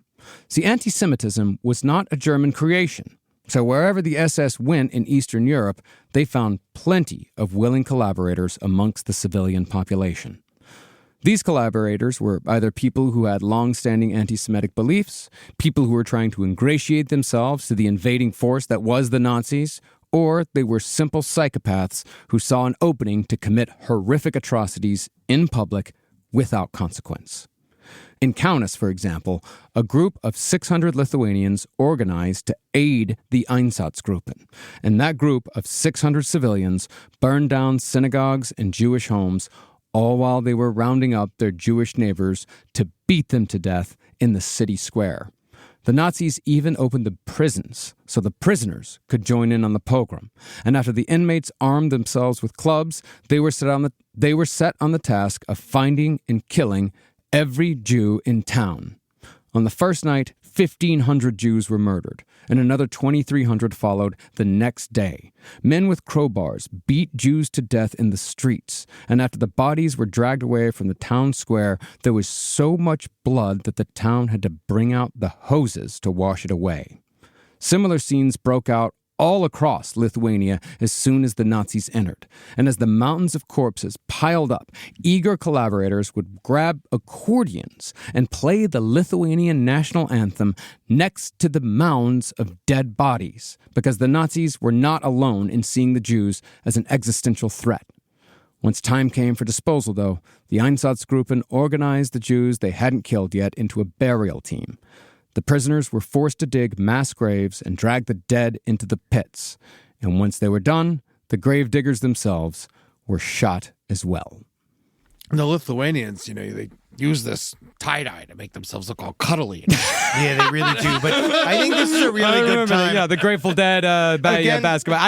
That was the same thing that I thought. I thought the exact. I just want to say thank you to Marcus for all your hard work. And here's a little levity moment where I'm going to give Marcus another one of his Einsatzgruppen Day presents. Okay, yes. Fantastic. Thank you so much. Yes, this that's one really I think nice. he's going to like, because I think this is really going to help alleviate some of the tension. It's going to cut some of this. It's good to see there's still good in humanity. Yeah. People still give each other gifts on Friendship still exists. Yes. Yeah. And that is your commemorative AI-designed St. Jeremy Allen White candle. Yes. Yeah, it's the guy from The Bear, who I am told I look quite a bit like. You do look I guess somewhat. you do look a little like him. Yeah, somewhat like him. I see him often at the. He is at the farmers market. Yeah. And he's always on the little train, looking grumpy. Oh, well, his last name's White, and he's on a train. You should be happy. Thank you very much, Henry. This is very sweet. Enjoy. Should I give No, Marcus? wait. Well, we have more. Okay, good, because my gift seemed inappropriate at this moment. And this one was Sir Jeremy Allen White. Yes. Is that what this is? Sir? Do you see him there? Do you see? Honestly, he could play Oscar Derlewanger. Oh, my God. He really could. Oh, right now he's playing Bruce Springsteen. Well. Huh. Oh. Oh. So similar.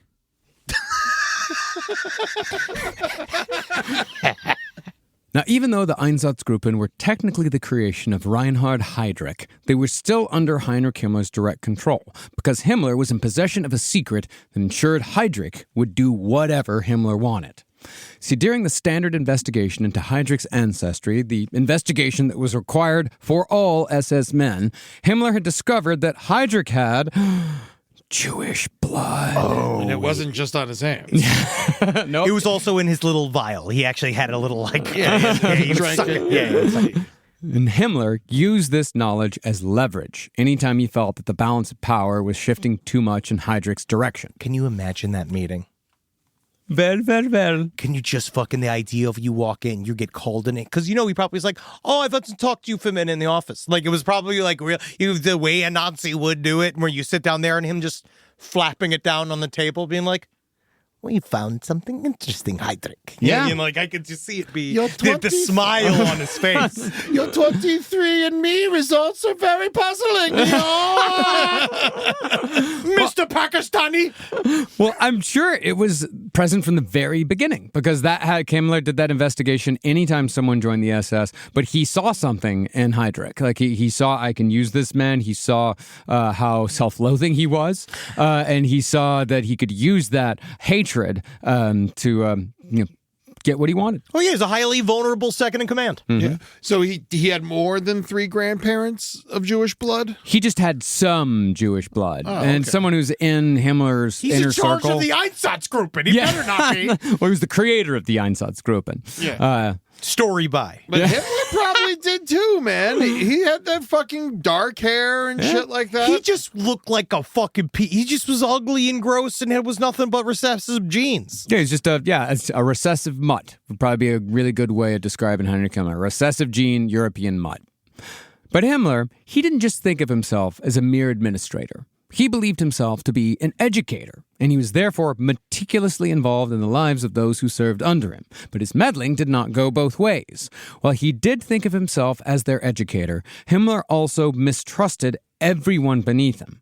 While every other top Nazi had a trusted staff, Goebbels had his guys, Göring had his guys, Himmler insisted on handling all the details of delegating his tasks himself, which meant that he was well aware of everything the Einsatzgruppen was doing. It's almost like Himmler was the only real Nazi. In some ways, I just think about according to Himmler. Goebbels was a real Nazi. Yeah, I'm just saying. Come on. Yeah, sure. You're right. I'm sorry. I'm just saying, like, Himmler, just like this, the fact that he was just centered in his lane, knew he had to take care of what he had to take care of. You can't trust all these guys, all these fucking busybodies. No one knows what to do. It's like I said in the first episode. There has to be the most Nazi, and it's Himmler. See, Himmler thought of himself as a man always on the move. This is also what made him the Nazi's Nazi. He thought that he was a guy making important decisions on the fly. He's constantly driving his mission forward. And Himmler would even personally intervene to sort out problems between SS members. And his meddling would even extend to the diets of his men. For example, Himmler had a 22-point list about the rules for making toast. So as to make the toast most easily digested. Himmler also insisted that his men only eat specific foods like apples, pears, nuts, and oat flakes, very Germanic foods. I know that he also believes that these are healthy and these are things to do, but also remember, like all good cult leaders, if you create a set of very distinct rules to follow, you get really used to following ornate sets of rules. Yeah, but how boring do you have to be to write a book on toast? You have to be the most Nazi of all Nazis. Yeah. Himmler also expected his leaders to keep their men well fed. And if Himmler thought that any of his SS units were suffering from malnutrition, he would send their leader to an actual place that he created called the House of Poor Nourishment. There, Himmler would force SS leaders to eat food that was overcooked or badly prepared. That was the whole point of it. You have to go to the House of Poor Nourishment for a month and eat canned peaches and overcooked fish for, until I decide you've been punished. Today we call that the Cracker Barrel. Got him! For some reason, I just see a 1940s Guy Fieri just popping up and like, hey, what's going on, you fucking bitches? And then like putting each one like the Dick's Last Resort, like my butt stinks. Little Diners, drive-ins, and trains. Himmler also had rules involving his men's personalities, arbitrary rules that were up to Himmler's personal discretion. He has no right to talk about personality. No. That's exactly why. Yeah, he could deem a man too vain, or too ambitious, or too addicted to reading newspapers. And if Himmler believed the offense was bad enough, and this is really what it was all about, if he thought that a guy was more trouble than he was worth, Himmler had enough rules where he could say, like, all right, you're dead. Kill him. He's broken too many rules. You it can really execute is the him. mob. Yeah. It is. Yeah. But Himmler also might punish an SS man for being afraid of breaking the rules. You're not breaking enough rules. Or he might punish a man for being afraid of punishment. In other words, Himmler was merciless, even with his own men, to the point where he would punish the families of SS men who died by suicide, making sure that their so-called shame was noted at their graves. Himmler, however, could flip rule breakers if he saw an opportunity. If an SS officer was bad with money and needed a loan, or if he violated the SS's strict laws concerning copulation with non-Aryans, and by the way, that rule was broken more and more often with the more lands the Nazis conquered. Yeah. Himmler could blackmail the officer into participating in the assignments that few men volunteered for. These assignments, of course, could involve being assigned to the Einsatzgruppen, especially as the killing reached new heights and scenes like the aforementioned pogrom in Kaunas played out in countless towns and cities across Eastern Europe. Dude, it's like a pimp. You know, he just uses anything he can against you. It's whether it's like for him or against him, like it doesn't matter. Because he understands that movement, it's like a shark.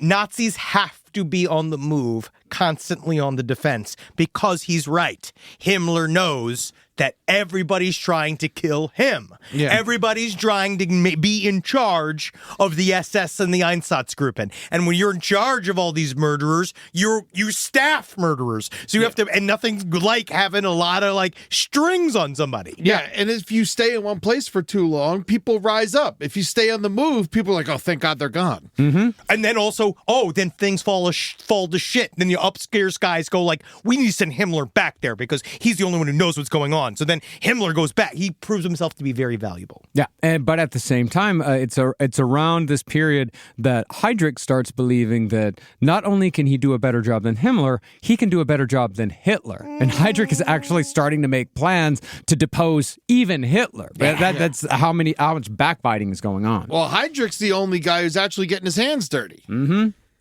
Now, if you are wondering why the civilians in these pogroms didn't fight back, it's because the mass killing of civilians by the Nazis was an operation that was planned out and executed with extraordinary precision, and it was backed by a massive amount of organization and support.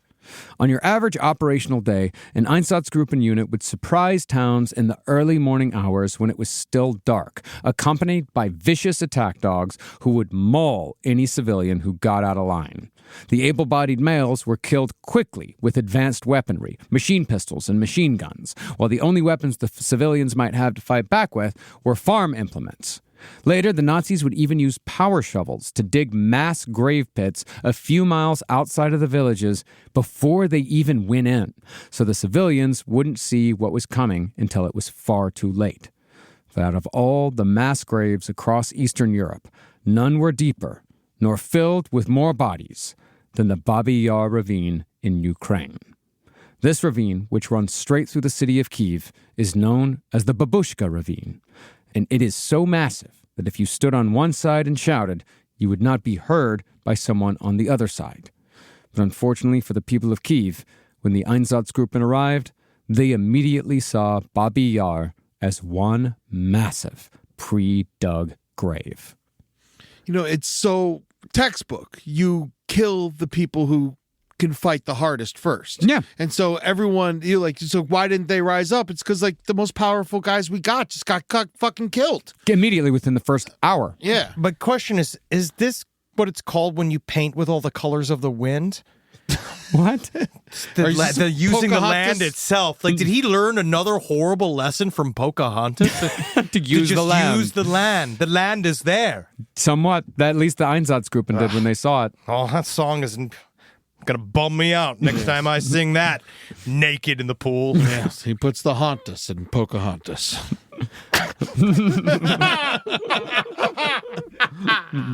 Thank you. So on September 26th, 1941, Einsatzgruppen C ordered all the Jews in the city of Kyiv to appear near a cemetery at the edge of Babi Yar Ravine in 3 days' time. They were told to arrive with all their documents, money, and valuables because the Nazis claimed that they were simply going to resettle them elsewhere.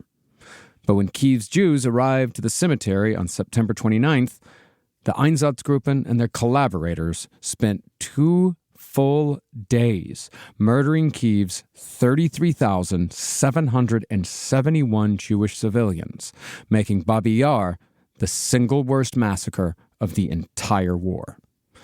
That day, the attacks began without explanation, as brutal blows rained down on the collected Jews from all directions. The Nazis and their collaborators did so happily, laughing as if, in the words of one author, they were merely watching a circus act. People began collapsing to the ground where the Nazi dogs ripped them to shreds, and it was said that the victims' screams mixed with the sounds of Nazi joy in a sort of symphony of confusion. Now, panicked civilians did try running away, but in the end, they were only crushing each other, and finally, the Einsatzgruppen brought the group back under control. The Jews were then ordered to strip, and if they didn't do so fast enough, the Nazis tore their clothing off and beat them with clubs and brass knuckles. All the clothing and valuables belonging to the Jews were, of course, loaded onto trucks as Nazi plunder to further fund the war effort. But once the Jews were naked, they were forced to walk down to the bottom of the Babi Yar ravine upon pathways that the Nazis had cut into the side of a steep canyon. Once the first group was at the bottom of the ravine, they were ordered to lie down, and a squad of 12 Einsatzgruppen soldiers opened fire with submachine guns. After the first group was killed, the Nazis forced group after group after group of men, women, and children to lie down on top of the previous layers of corpses so they could be mowed down just like the one that came before. The piles were eventually hundreds of feet long down the Babi Yar ravine, and layers piled several bodies high. The Nazis, however, had already predicted that the Jews would not march directly to their deaths if they knew that it was a certainty, so the pathway they had cut into the ravine had a sharp right turn just before the corpse pile began.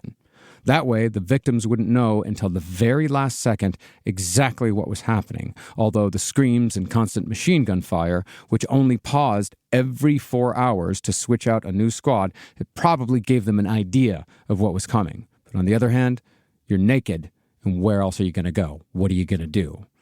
But in order to keep the assembly line of murder going, a so-called packer was assigned to stand at the sharp turn, and this packer would push victims into the line of fire so the machine gunners would not have to aim.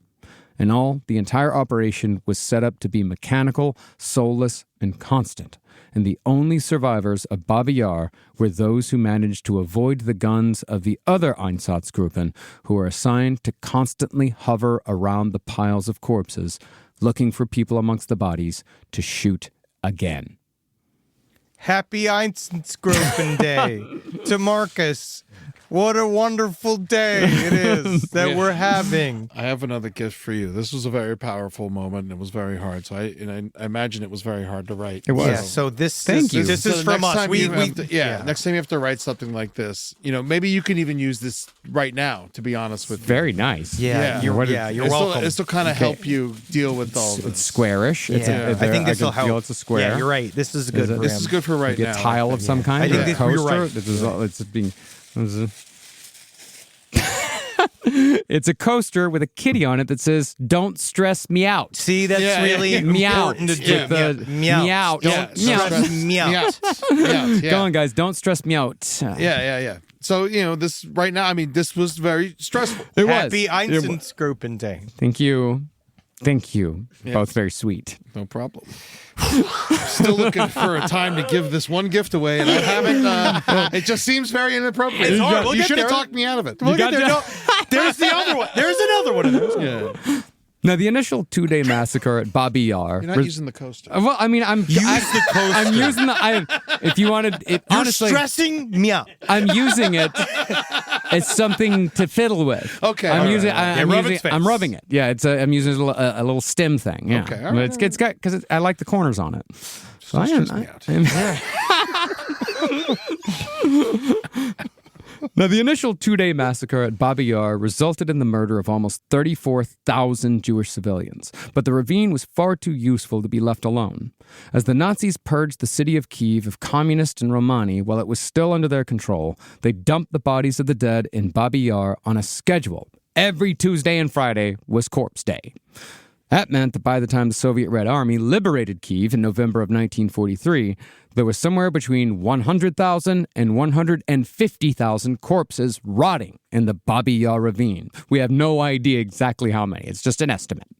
Heinrich Himmler, meanwhile, was back in Berlin, having a grand old time with his secretary, Hedwig, if we may take a short break from the Holocaust. Oh, wow, yeah, we're going to date time. Now, is this where TGIF comes from? I do believe that is true, yes. Well, Himmler's secretary, Hedwig Potthast, had started working for Himmler in 1936 at the impressionable age of 23. But within 2 years, Hedwig had become Himmler's mistress. Incredibly, Hedwig seemed to have quite the effect on the usually taciturn administrator, and it was noted by friends that Himmler became a different man as a result of his love affair. Oh, what is this, a fucking Meryl Streep movie?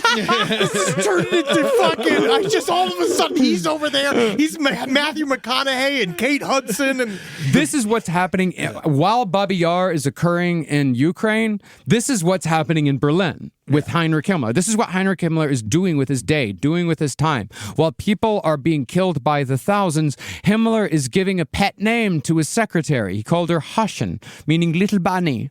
And Hedwig even convinced Himmler to get a haircut that was, quote, less severe. I agree with her. I was thinking the other day, you know what you look good on? And I saw this in a thing the other day. Have you ever heard of cornrows?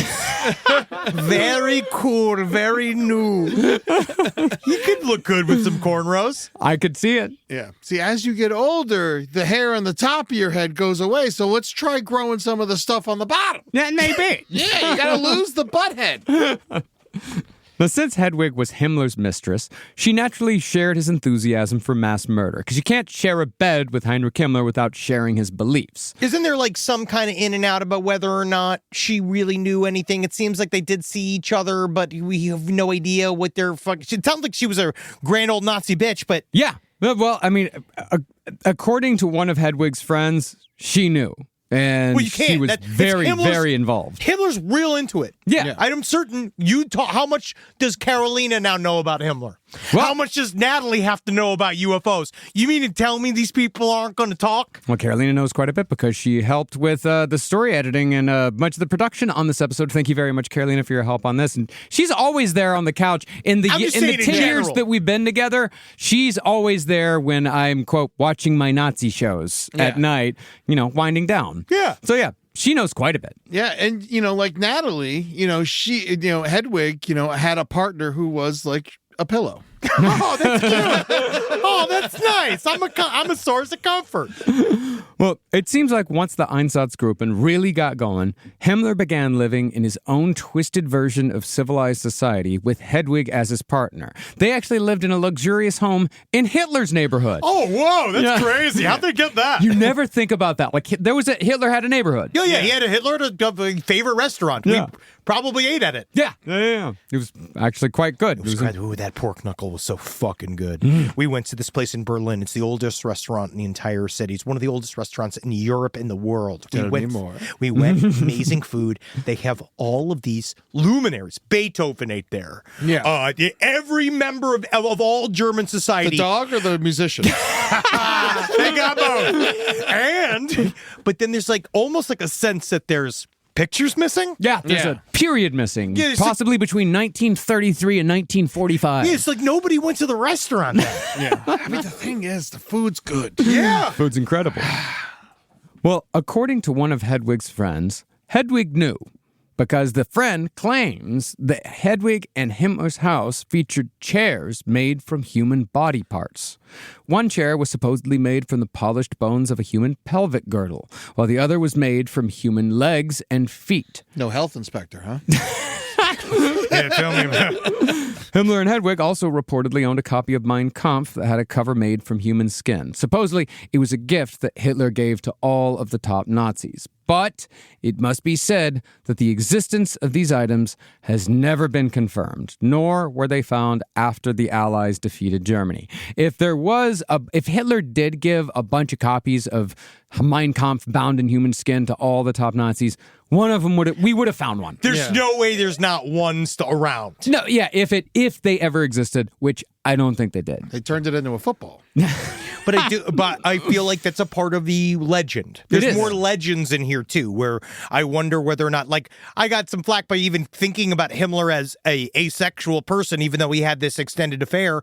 But honestly, who's to say it was hypersexual versus somebody just hanging out with you? Finally have a younger woman that's paying attention to you, that eats up everything that you say, and then maybe you just play house with this person. I don't see him as a big kisser. No, especially with that chin. His teeth are going to fall out of his mouth. But I guess but without the chin, she does have a good nuzzle spot. Yeah, she does. No, it's very comfortable. But the Adam's apple's going to get in the way. She's frightening looking. Hers or his? Hedwig Potts is frightening looking. Jesus she looks like a Christ. character from The Strangers. Yeah, you know what she looks like? She looks like the girl from The Frighteners when she was young. What's her last name? I want to see her now. Potthast. Potthast. Potthast. Ah! Yeah. She's scary. Oh, man. Deep eyes. Yeah. Oh, yeah. She looks like someone who would love Himmler. Yeah. She's it's very Sherry Moon zombie. Yeah, right?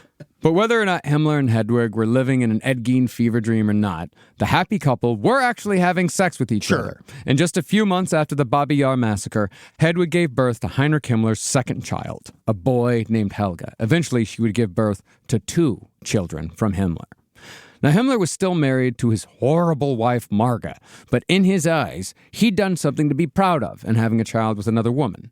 In Himmler's view, he was merely practicing what he preached, because Himmler's obsession with breeding the master race had only gotten stronger as the war went on. See, not too long after Himmler had his second child, he signed an order declaring that all quote-unquote seductions of women and girls by SS men, they all needed to be reported to him personally, so he could keep an eye on how Aryan blood was spreading across Europe. Hypocritically, Himmler would even involve himself in cases of adultery within the SS, reviewing each case personally to see which couples should be forced to stay together and procreate, and which couples should be sent to the camps. So he sent Nazis who were adulterers to the camps? Let's be honest. He sent Nazis' wives who were adulterers to the camps. Yes, okay. Nazis were fine. It was all the women. Now, if we may return to the Holocaust, you guys mind? Oh, great. Sure. I almost forgot. What else are we doing here? Not every location in which the Einsatzgruppen operated had a Babi Yar ravine ready to be filled with bodies. Therefore, the main logistical problems that faced Himmler's men in the Einsatzgruppen was, what are we going to do with all these bodies? Because leaving them out in the open was a gruesome health hazard. The obvious answer, of course, was to dig mass graves, and for a while that's exactly what they did. But the pits became their own sort of extraordinarily traumatizing horror shows for everyone involved. See, once these grave pits were filled with dozens, if not hundreds of victims and covered in dirt, the ground would move as if it was breathing. Yeah. Because many of those who had been shot by the Einsatzgruppen before the dirt was thrown on top, they had not died before the burying began. The living would often dig themselves out, exhausted and covered in blood. Many died just a few yards from the pits, but those that didn't die were simply shot again by the Einsatzgruppen and left to rot where they lay. The Nazis also experimented with quicklime to speed up the decomposition process. But again, the problem was with the living. When the quicklime hit the skin of those thrown into the pits, those who had not yet died, the chemicals would boil them alive as their skin sloughed off the bone. According to some survivors, the screams of those being chemically eaten away by the quicklime was worse than the burns caused by the quicklime itself, and the screams would only get louder as layer after layer of humans were marched to the mass graves, shot, and dumped on the melting mass of flesh. All right, so I didn't know that this was the script, when I got this gift. Okay. Yeah, now it's another wonderful moment for a happy Einsatzgruppen Day. Happy Einsatzgruppen Day. Just make sure you're celebrating at home. Every single time you hear some sort of unearthly, ungodly horror. Yeah. Take a shot. I don't know. I don't know what you're supposed to do. Give a gift to yourself. Maybe give a gift to yourself. Give a gift to someone you love. Give it. You know what it is? Let's make it you give a gift to a friend. Oh, that's what it is on 9/7. Yes. And we're recording this on October 23rd. So that's Einsatzgruppen Day. Einsatzgruppen Day is a day when you try to replace the horrors committed by the Einsatzgruppen with the power of friendship. Okay, and then since I know that this could be insensitive, but I just have to mention again, I got this because I know who you are personally. Me personally, It has nothing to do with the script. Gotcha. It's a really nice shovel. We got you this brand new shovel. Oh my God, this is incredible! Yeah, Yeah, it's a you brand can really new get some work shovel. with that thing. It's got a a good handle. It's a nice like short. Yeah. We did debate. He's got a new garden. I don't know what to fucking do. We debated because He of the likes mass to dig. grave element. We know that, but he likes shovels. It's got nothing to do with the graves. It did not. It's just shovels. I enjoy digging. I have since I was a child. I enjoy digging. I enjoy dirt. Yeah. So, and the fact that the two of you gave me 2 digging implements shows that you know me very well, and I appreciate both of you. May this shovel bring you life. Thank you. Oh, beautiful. Thank you. I will use the shovel to create life. Yes, yeah. Vegetables, maybe. Yeah. Oh, wow. Yeah. Food. I think you do with the shovel, you know? Thank you. Pit body. You know, If you can avoid it. yeah. But if it happens, you got a shovel. If I do, it's I the do. only thing that you can do. I do. And this is so nice. Thank you. Because it's nice. I can fiddle with it too. Yeah, It's small no, enough to fiddle with. Exactly. It's like a sitting cane. It is. It's yeah. And I will say the one weird thing I should have known better, because when I was watching Triumph of the Will, when all the Nazis were lined up, they were all holding shovels. Yeah. Why not guns? Because they wanted to show that, they remember it's all about agriculture. And it's all about, warrior farmers. Hitler's such a fucking nerd with the farming. Yeah, buddy. Yeah, that was also Goebbels. Like Nuremberg was Goebbels' baby. Yeah, because I think he had a theater degree. Like I think he had a theater tech degree. And I remember he had studied like Goebbels had studied theater. Is I was daylight reading- savings their fault? No, that's ours. Benjamin Franklin. Oh, okay. I had a idea. I was reading a thing about Nuremberg about how they had this thing where he had set up 151 aircraft detective lights around the Nuremberg rallies in order to create this column of light, this like godly column of light. And the most like literally on the nose thing at the very top of the converging, it would create this like point of light where it was converging. They said that during Nuremberg rallies, birds would fall from the sky as they got caught in the orb of light and they would die. They would literally fly until they died. Nuremberg. Nuremberg. Oh, You know what I want? A Nuremberger. well, it's because we're hungry. Let's wait. Yeah, you put sauerkraut on a burger. Now, as it was, the Einsatzgruppen had plenty of reasons to dig pits. There was an unimaginable number of bodies to dispose of, because once they got started killing at a full clip, each of the 7 Einsatzgruppen could easily be responsible for 20,000 murders per month. But eventually, the mass murder began to wear on Himmler's men. You can't kill millions upon millions of people without it starting to fuck with you a little bit. But while there were certainly Nazis in the Waffen-SS and the Einsatzgruppen who were traumatized by the atrocities they committed, there was a significant core who were eager and enthusiastic killers who did not need any sort of gradual brutalization to get them accustomed to mass murder. By the end of 1941, all 7 Einsatzgruppen units developed their own tactics for mass murder, and each group tweaked their methods depending on the unit leader's style and on what direction the unit's sadism leaned. In Minsk, for example, one Einsatzgruppen leader would arrange for the youngest and prettiest of the Jewish girls in the city to march to a cemetery in a mock beauty contest.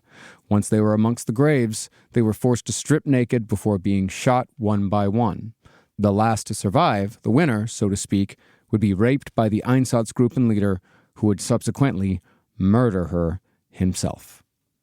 Happy Einsatzgruppen Day. One last little gift for the wonderful day. This is one last gift to bring a positive edge. You're looking for the silver lining. Well, since this is the last one, this is the biggest gift. Okay. It's a 3-parter and it's all music based. Yes, this is Yeah. First is Danny Bedrosian's new book, Make My Funk the P-Funk. That's a really good plug. Thank you so much. Yeah, It's a yeah. good plug. Great It works. plug, yeah. It works, especially in the middle of Himmler, middle of Einsatzgruppen Day. Yeah. He loves that. Danny loves that. He really loves it. And then like Marcus likes rare music. P-Funk's a little too popular for you. So here we have Larry Mullen's album, who is the drummer for the Bad Seeds. Oh, yeah. Thank you. Oh, that's awesome. Yeah. Thank you. That's as good as money. Yeah, that's as good. Yeah, That's as good as money. Yeah, You save a that lot of one. people say, you don't need to give the drummer an album, but not Larry Mullen. No, because all it is. Dun, dun, dun, dun, dun, dun, dun, dun, dun, dun, dun, dun, dun, dun. Yeah, it's like Radiohead, but without the radio or the head. And then also this one is, I think, the best one. It's a cassette of the Repo Man soundtrack, but it's not the Repo Man soundtrack. It's a tribute to the Repo Man soundtrack, so it's covers of all of the Repo Man songs. Oh, thank you so much. That's awesome. Hold on to that one. Yeah. Oh, Mike Watt. Mike Watt. No, Yes. I love it, Also, the first song, the Repo Man theme song, is done by Those Darlings. I love Those Darlings. It's good. It's really good. I'm sure they love the plug here as well. Yeah, right in the middle of Himmler, man. Hell yeah. But it does help us escape from Himmler. Yeah, well, Jesse Zazu unfortunately died of cancer. So there's no more of Those Darlings shows. Well, I'm angry. Mike Watt's still around. Mike Watt in the second, man. They're doing great. Yeah, they're doing great. And plug to them on Einsatzgruppen too. No, happy Einsatz. Well, thank you very much. It's a very thoughtful gift. No problem. Now, back to the Einsatzgruppen. Great. Sure. The insane brutality was not the case across the board. In order to deal with the murder of innocent men, women, and children, some Einsatzgruppen leaders engaged in games of pretend, where they would tell themselves that they were actually killing criminals or resistance fighters. But when the justifications stopped working, some Einsatzgruppen would find themselves overcome with uncontrollable fits of crying come out of nowhere. Others began suffering from impotence. Multiple times, Einsatzgruppen soldiers completely lost all sense of reality, and they would begin shooting wildly, killing and wounding their fellow SS men.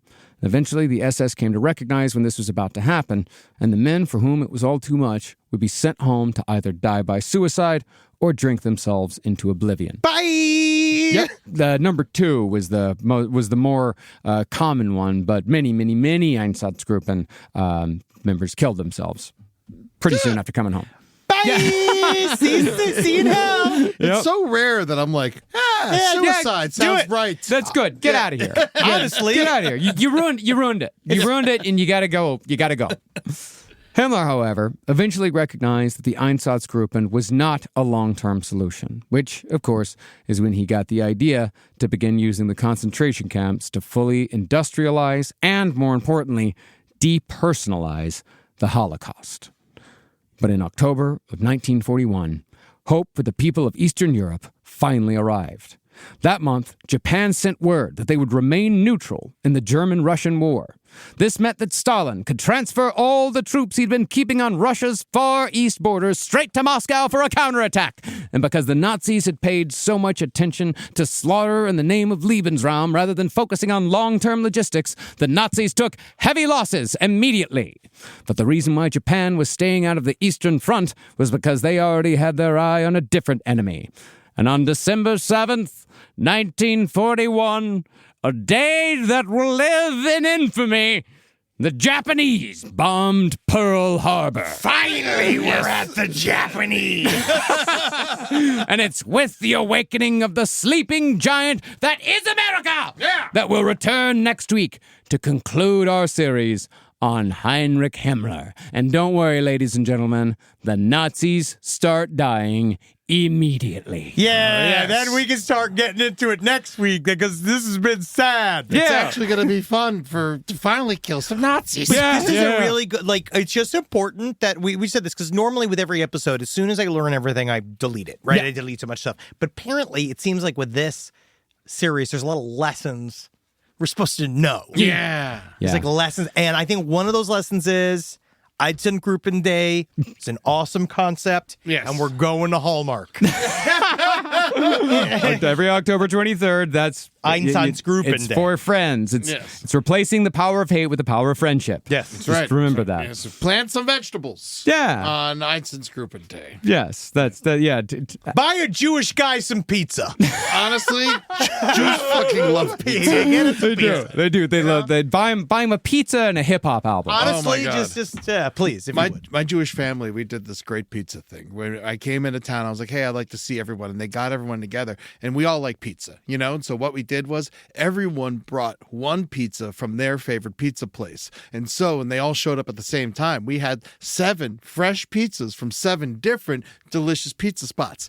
Great Jewish tradition. That's incredible. We did that once. Remember we had that those would pizza all be New Jersey's pizza spots, right? Oh, yeah. Nothing beats New Jersey pizza. These fucking Chicago, Detroit, New York idiots. I said it. Jersey's got the pizza, you fucks. Apparently it's Connecticut. Whatever. I've never had it. Never had that New Haven pizza. I want to try it. Well, you know, actually last night to kind of cleanse the palate a little bit, as soon as I finished writing this script last night, I went and met Eddie and some of our friends at the Red Lion Tavern for High Note Karaoke night. Oh my God, it was so much fun. I had bratwurst and sauerkraut and a Bitburger to remind myself that, you know, there's some good stuff in Germany. There's a lot of really great stuff. It's not Angela Merkel's tits. Yeah. You're obsessed with them? I mean, they're there. We'll keep that train rolling. They're there. German breasts are nice. Patreon.com/Last Podcast to the Left. Make sure you give Ed money to describe other races' breasts. If you could, he does it very often, and my God, is he accurate. And you can go to at LP on the Left for all of your social media needs, and they should be none. Come see us on tour at lastpodcasttontheleft.com. Buy those tickets. We're out there flapping our gums for ya. That's right. We're going to Akron, Portland, Philadelphia, Austin, Indianapolis, Cincinnati, Pittsburgh, Grand Rapids, Michigan, Tulsa, and Oklahoma City. Go to our website to find out when those days are and come see us on the road, you fuckers. Yeah, come see us. It's fun. Yeah. It's not like today's episode. I mean, you know, it's kind of brutal. Our live show? Yeah. Sorry, I switched You're off. allowed. He went right on. No. He's just seeing the Einsatzgruppen and he's waving goodbye. Yeah. What a wonderful Einsatzgruppen day. See you next year. Bye. Hail Satan. Oh, you know, hail friendship. I don't feel Ryan Murphy kind of, if I'm going to be frank, kind of ruined Hail Geen for me a little bit. Whoa, take it please back. be Marcus. Take it back. I'm just saying, I'm going to have to give it a little bit of time. Wow. But in the meantime, you know, hail friendship, hail digging implements. Hail friendship and digging implements and Andrea Merkel's tits. Thank you. This is a really good weapon, too. It's fucking good. This little shovel. I mean, God. That pickaxe you're going to kill somebody with that. It'll be awesome. Yeah. You never know.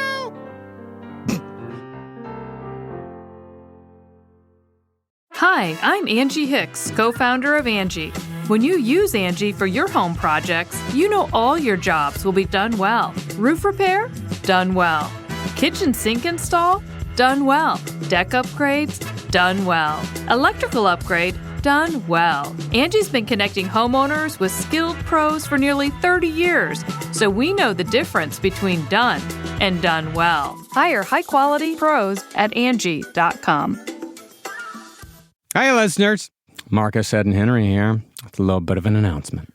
You loving all the episodes of Last Podcast on the Left lately? Well, listen, now you can get even more from us. Squeeze it out of us. If you want to hear new episodes ad-free and unlock access to Last Podcast on the Left 7 days early, subscribe to SiriusXM Podcast Plus on Apple Podcasts or visit SiriusXM.com/Podcast Plus to start your free trial today. Do it.